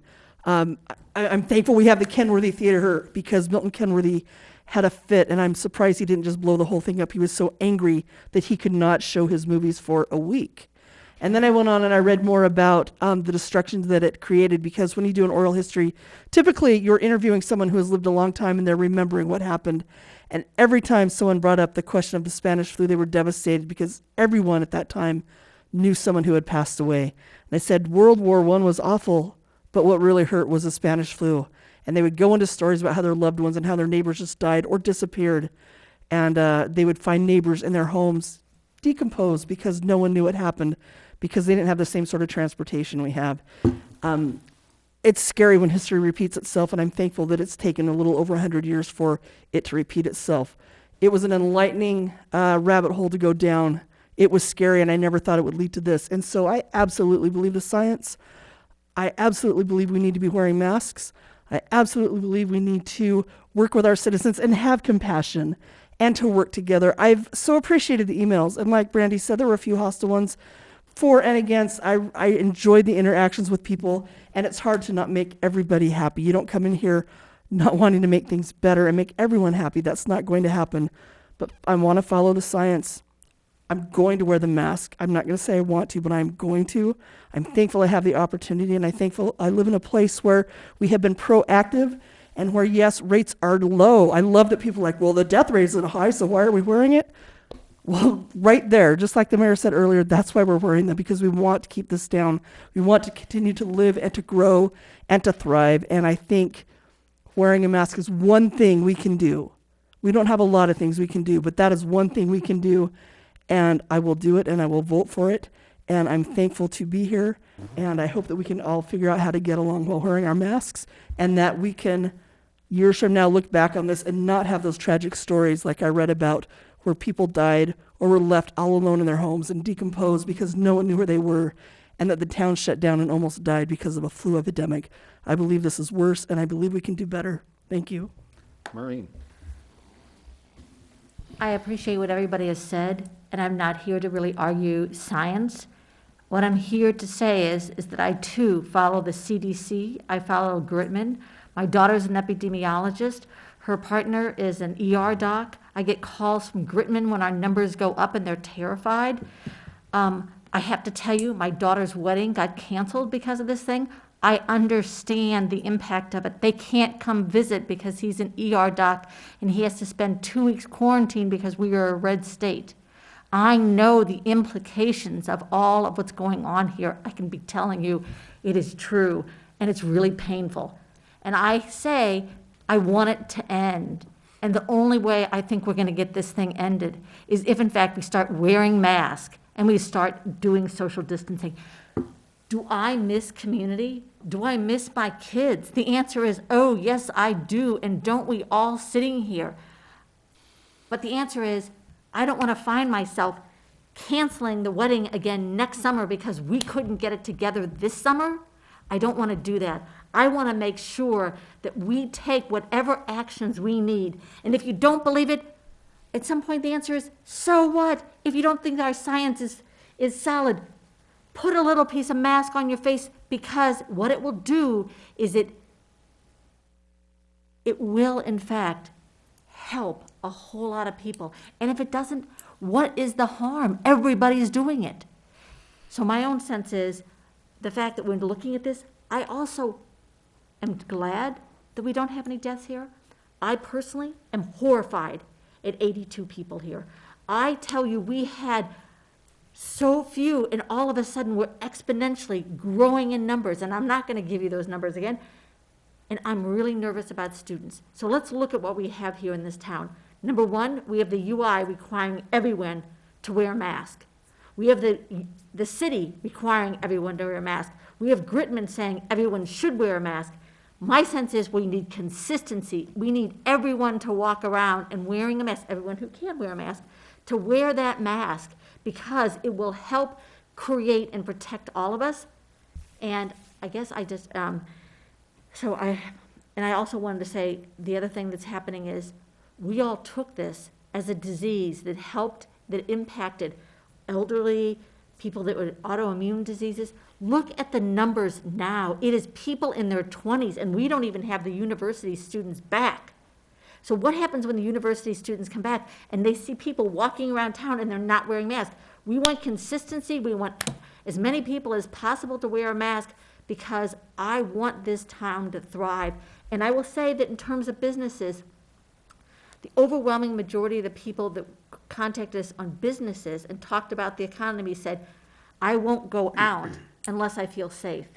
Only one of my emails came in that said, I'm not walking into a business if they require me to wear a mask. One out of 704 emails. So I'm sitting here saying, I want our businesses to thrive. Let's wear our mask. Let's get Moscow under control, and let's go back and start our new normal. And I'm totally in favor of it. Thank you. Gina. So I've never received 704 emails in 3 days in my life, and I'm old. And so I will admit that as it started, I kind of felt like I was in a flood or something, and then by Sunday morning, I was scared and shaking when I was picking my phone up, because I was reading words that were largely in support. You know, Brandy shared with us that there was a good majority that are in favor. But what bothered me more was the negativity that was expressed in some of the emails. I understand. We're all kind of scared, and some of us feel very violated by this, right or wrong. I understand that sometimes the nearest target does get to be the whipping post at times. I will get through this. We will all be okay. I will drink more bourbon. I will be fine. But I want to ask us, as a community, Brandon, you rocked it earlier when you said we need to wear these masks because we care. And I want us to rise above the anger at what we think is a constitutional infringement and be the community that I know we are. Rise above your anger at a mask mandate. Rise above it, and don't let it be an excuse for bad behavior. This is not a religious issue. This is not a political issue. This isn't a girl-boy issue. Just understand it as what it is. We are helping us all make it through this pandemic. I'm in favor of it. I probably am not going to answer all 704 emails in my lifetime, but know that it matters to me that everybody had a chance to vent and or give me their thoughts. Thank you. And we haven't heard from you on this. We'll let you I mean, wait. what else is there to add? I did read all of them. Didn't have a chance to reply to them all, but it is overwhelming, not in the sense that too many to get to or anything to that effect, but for me, it was the diversity of people that wanted to comment and support. And I especially wanted to point that out. I mean, it was people from the faith community, business owners, as Brandy mentioned, people who have had it, just a lot of different reasons for why people are in support and see this as a public health crisis and public health steps to help mitigate it. And, I love local government. A lot of the times it's really boring what we do. It's lot line adjustments, it's potholes. And I love it because we don't have the level of divisiveness that you see at the national or even the state level. And I have tried to reiterate in my communication to citizens that I don't see this as a political issue, as you all have iterated as well. I would hope that we can, move past that and to speak to kind of that question of freedom too. The way that I see it, the sooner that we get past this and make these sacrifices together, the sooner we can get back to living and enjoying all of the freedoms that we enjoyed before this became an issue in our community and before we started seeing a spike in cases and community spread and all of the reasons that are driving these decisions from that science data-driven perspective. And so I'll comment too that I wasn't bothered by, I think, the rudeness, if you will, of some of the emails that come to us. I think that's kind of part of the job, as was mentioned. But I was alarmed to hear that people are harassing one another as much as they are over this decision. That to me is really concerning because as many of the citizens wrote in, I mean, this is a wonderful place to live because we are a small town with a lot of big town amenities. And a big part of that, I think, is the kind of the charm, the friendliness, the welcoming vibe. And so to hear that people are experiencing that on both sides, to me, is really disappointing. I hope that with this, I'm in support of the continuation of the mandate. I hope that we can kind of overcome those cultural issues and try to get back to things, whatever normal looks like after this as soon as possible. So I'm in support. I appreciate all of the people that emailed and all the people that came tonight to share their opinions. Thank you. And I look forward to voting for an extension. Thank you, Ann. Okay, well, we've heard from all counselors, so. Well, I move that we adopt a resolution extending the amended Public Health Emergency Order 20-03 until October 6, 2020, and adopting a definition of face covering as well. I second. I don't know. Go ahead. I'll give it to Maureen. Okay, we've got a motion by Art and a second by Maureen to adopt the resolution extending the amended Public Health Emergency Order 20-03 until October 6, 2020, and adopting a definition of face covering. I'll start. Can I ask you a question on that quickly? If you wish.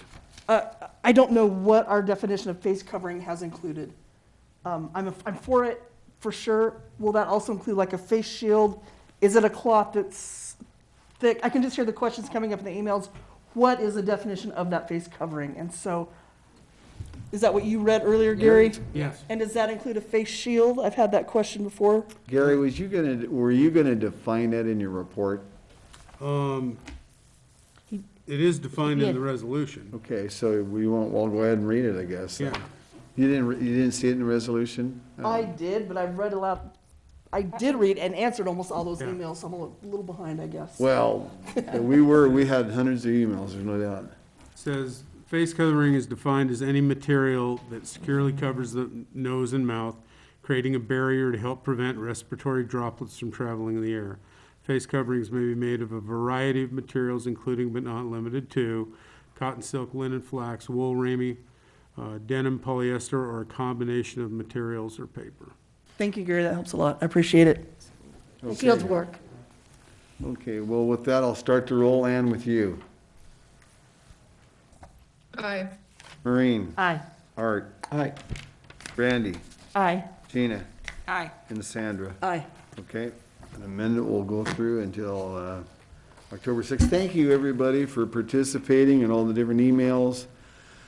We spent hours and hours and hours sifting through that, and we had great involvement in the community, which is wonderful. With that, I'm going to move on to item number 9, live entertainment and sidewalk cafes, community events downtown. Gary Reeder, you've got the podium again, sir. Thank you, Your Honor.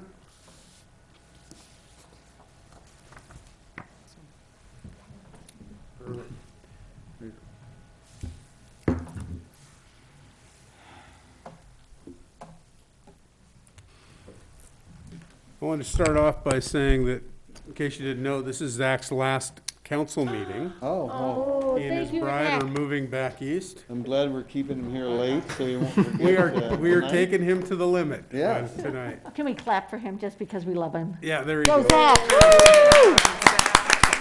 Thank you, Zach. Thank you, Your Honor. What we have before us tonight is a request for direction from the City Council. This matter was presented to Administrative Committee last week. The discussion had to do with, and I'll show you some photographs here, discussion had to do with whether live entertainment would be allowed in expanded sidewalk cafes. The legal determination was that the resolution that was passed by City Council allowing waiver of certain elements of sidewalk cafe ordinance, Moscow City Code regulating sidewalk cafes. In that code, live entertainment is not allowed in regular sidewalk cafes, and the resolution did not address waiving that. So the determination from the legal standpoint was that if it was not allowed in the original ordinance, it would not be allowed in a regular sidewalk cafe, regular meaning not an expansion, and was not addressed specifically in the expansion resolution, so it would not be allowed either. Unfortunately, there was at least one outside entertainment that was allowed in the footprint of an expanded sidewalk cafe. A noise or noise waiver was issued by the police, and so it went through. Questions came up about it, which prompted the discussion that we're having tonight. However, we wanted to make sure the council's direction to staff was to be as flexible as possible and yet uphold the intention of allowing sidewalk cafes, other downtown businesses in the central business district some flexibility so that they could hopefully provide and promote social distancing by expanding their footprint and thereby avoiding some of the unfortunate economic impacts of COVID-19. So, as I indicated, we took the issue to Administrative Committee, and Administrative Committee unanimously reported that they did not believe that outside entertainment was allowed, and but recommended that it be brought to council for their consideration as well. As an adjunct to this, one of the things that happens, as it were, when a business was unable to get a permit to have outside entertainment in the sidewalk cafe footprint, then applied for a community events permit to have live entertainment in the public rights of way, which is allowed by city code. It is something that our community events manager, Amanda Argona, manages. And it goes through a permitting process. It costs permit funds. You have to buy a permit and then go through all of the noise permit issues, street closures if one's requested, all of those sorts of things. Numerous staff members sign off on it, and if everything checks out, then they issue that permit with certain restrictions on it if those are necessary. Community events looked at the issue of sidewalk cafes and live entertainment and some of the comments made by administrative committee to the extent that actually singing in a sidewalk cafe can actually propel droplets containing COVID-19 even farther than just speaking to someone or breathing. Came to me and asked, okay, how do we proceed with these community events permits? So I said, well, we'll go ask the council. So that's why we're here tonight. Again, one of the main things was early on, I believe it was in mid-April, came to you with a report that many of the city's activities and events were being canceled. The concerts in the park were being canceled by the arts department, or excuse me, community events. Entertainment at Farmers Market was also canceled. Art Walk was canceled, not by the city, but Rendezvous in the Park canceled their event as well. So we have seen Renaissance Fair. We've seen a lot of community events shut down as to not wanting to expose people to the threat of infection. So with the city taking that stance, it seemed somewhat antithetical that we would then issue a permit for a private entity to have a entertainment that we have deemed not to be in the public's best interest to take place in the city's right-of-way, where the city has the right to say, yes, you may, or no, you may not. So that's why we're here for that. So there's two elements to it. One is to I guess, further talk about the sidewalk cafe issue, as administrative committee did. And secondly is to talk about some direction as far as those community events. Now, I will say that there are community events that permits have been applied for that they have not been issued. Besides the entertainment in the right-of-way, there are fun runs that have been requested permits. So it'll depend whether they can be done in a manner that social distancing or personal hygiene can be maintained. There have been a couple of parades that have been applied for. We will deal with those also as more information is brought forth. So with that, I will show you the photos of the sidewalk cafes, and it's worked very well. The one you see before you is the one in front of Cafe Artista, which also runs all the way down to, where is it? Taft. And the public actually goes out into the right-of-way. The Jersey barrier there allows the businesses to come all the way out to the curb, and pedestrians are protected walking in the parking strip. Next one is across the street and up the block. Bootsers has a sidewalk cafe that has expanded south in along the right-of-way in the bulb outs. Then we have Coulter's Creek, which you can see just north. The two wine barrels and the two tables that are out there is another expansion. Bloom, which has expanded south in front of New St. Andrews on Main. Here we have Cafe Lopez, or excuse me, Casa Lopez. She'll get me for that. Casa Lopez, who has expanded not only east, more into the sidewalk, maintaining the required 5 feet of ADA access, but also north with the permission of the Chamber of Commerce. Then we have Mikey Zeros, and can't remember the name of this place. One World Cafe on 6th Street West. And then we have Myelina Pizza on the other side of South 6th Street or south of 6th Street on Main. So these are all examples that we have other applications. We try to do what we can to try and allow folks to do that, to try and benefit businesses, but we're also looking for direction as council allowed us that flexibility. There have been some issues that we're continuing to deal with, some issues of encroachment in front of other businesses and things like that that we're working through. But these are the things that we're looking for direction on. Unless the council desires to change the resolution, there is no legal basis for allowing the live music in the footprint of either the expanded cafe or the sidewalk cafes. So with that all being said, the council really doesn't have to do anything, right? Kind of how you said it. Community events. I mean, the way you said it, they don't change the. Yeah, the unless the council resolution. wants to change that, but.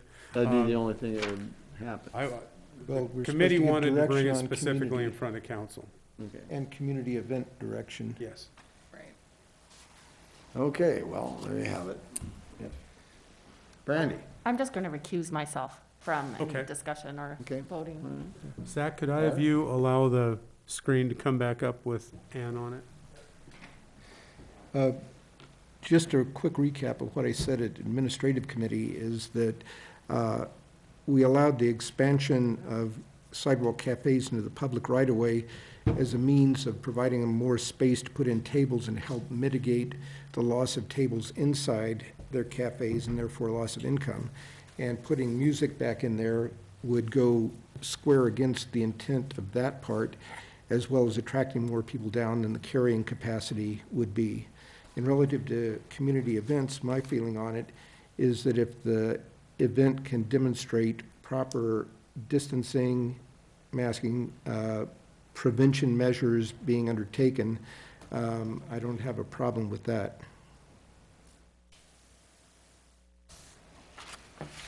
Sandra. You know, I love live music. It's one of my favorite parts of summer, and I love the idea of hanging out at any of those businesses on the sidewalk and listening to music. But I think it goes against what we're trying to do. I think we want people, yes, to go downtown, and we want them to go to those businesses, and we want them to eat. Live music makes you mingle longer and brings in crowds. That's what it's supposed to do, and that's the really fun part about it. But I don't think this is the summer to do that. As much as it pains me, I do not think we should allow those venues to have the live music. I like it. I like to listen to it. But I think it's very counter to what we're trying to do in our city, and it would be very hypocritical, I think, of us to allow that to happen right now. Gina. Mixed messages are difficult to interpret. And so I do believe, and I agree 100% with my counselor friend here, that the allowance of live music in the sidewalk cafes or the extension thereof goes straight in the face of what we're trying to do. So I don't think that that is a good idea. I am a musician, and my MAD money has been completely removed from my budget this year because all of our gigs have been canceled due to COVID, and I'm fine with it. You can't sing with a mask on anyway. The events in the public right-of-way, I agree principally with Art in that if they can demonstrate that they will do social distancing and a proper hygiene and that sort of thing, we should consider it. But I think our friend Brandon is a very good example of an event that got completely out of control due to no fault of your own. And that's the nature of the beast. And so I would really hesitate. Well, I like a good parade with the marching band better than most. This kind of a moment, it gives us too much opportunity to have an additional spread in our community. So I don't think we ought to have events in the public right away either. Maureen. So I'm in favor. I really like the expanded sidewalks, and I appreciate the creativity that came up with that and how well our businesses have kind of used those to expand their economy and the people visiting it. In terms of community events and live music, you know, I think that if they could prove it would be interesting, but my concern about it is that music and singing, the droplets expand to like 26 feet. And so we don't have that much room in front of any venue to give you enough room for a singer not to be putting droplets out to the participants unless the participants are on the other side of the street almost, are sitting in the middle of the street. And then if you have to give 26 feet, somebody else can look it up, but, and then have a limited number of people, those people are singing to a very few people because there's no space for them. It just doesn't seem possible to me to make that work within the sidewalk cafe area. How do you feel about the potential for fun runs? Here's the issue on the fun runs, and I would not have thought about this until we got an email. We specifically got an email from a couple, and it wasn't with respect to this time, it was the previous time, and that basically it was a couple who were running, and the person in front of them, they didn't quite realize that the person was kind of coughing, and it was when they got up behind it, they thought, oh my gosh, I think this person's coughing. They each got the virus from that. They went home, they gave it to their 4-year-old, and I guess my sense is that unless you can regulate how fast someone runs on those things, which I think kind of defeats the whole purpose, I don't know how we can do that in a safe way. Maybe someone else can figure out how to space the runners, and in a way, but that was a really troubling story for me to hear that in terms of a running. They just think, oh, it's a daily out there jogging, and the person in front of them on the trail had the virus. Boom. That's what scares me about that. Ann, how about you? You haven't weighed in yet. Going last means I don't have much to add. When this came through committee, I had recommended that we, decline the ability to use the outdoor cafes for that purpose, and I stick by that now. Okay. Mr. Mayor, can I say one more thing? Sure. Art, you were asking about fun runs. I don't know if I want to say I've had the unique pleasure of organizing fun runs, but I've organized many for the Humane Society. We do the fun run every June, and that's been one of the things I've been in charge of, and there's no social distancing at all. At the beginning, there's no, people are mingled in groups getting ready to run. They're running together. Yes, the guy that wins, he has a lot of social distance, or the woman that wins, there's some social distance. Maybe. Most people are all clumped up together, and that's why they call it a fun run, because of the social aspect of it. I think it would be a bad idea to try and have any sort of public group gathering run. So, Gary, what direction do you need from council after? What more direction do you need from us? Yep. I think I just got it. That You think you're good to go now? Yeah, you're not going to amend the resolution to allow live music in the public in the sidewalk cafes. And the recommendation is that we essentially suspend, unless they can demonstrate social distancing with some activity that we're not contemplating tonight, that we will suspend community events permits. Okay. So we're good? Well, with Gary, that was the last of our agenda item. It's late in the evening, so I don't really want to take reports from everybody, but I thought maybe I'd ask you, we can do that at the next council meeting. I think we can all report that we've been reading a lot of emails. over Yep, the I past think few days. everybody's been pretty busy the last 4 days, 3-4 days. Commission's working really hard. Gary, was there anything that you wanted to add with COVID before I ask for adjournment? No, sir, I don't think there's anything that I haven't shared with council in email. Well, thank you, ladies and gentlemen, for being a part of this evening. It was a long evening, but we got a lot of things hammered out, and we got a lot of good comments and a lot of conversation with everybody. With that, I'd entertain a motion from council to adjourn. Let's go. Second, all in favor, aye? Aye. Adjourn at 10:41. Everybody.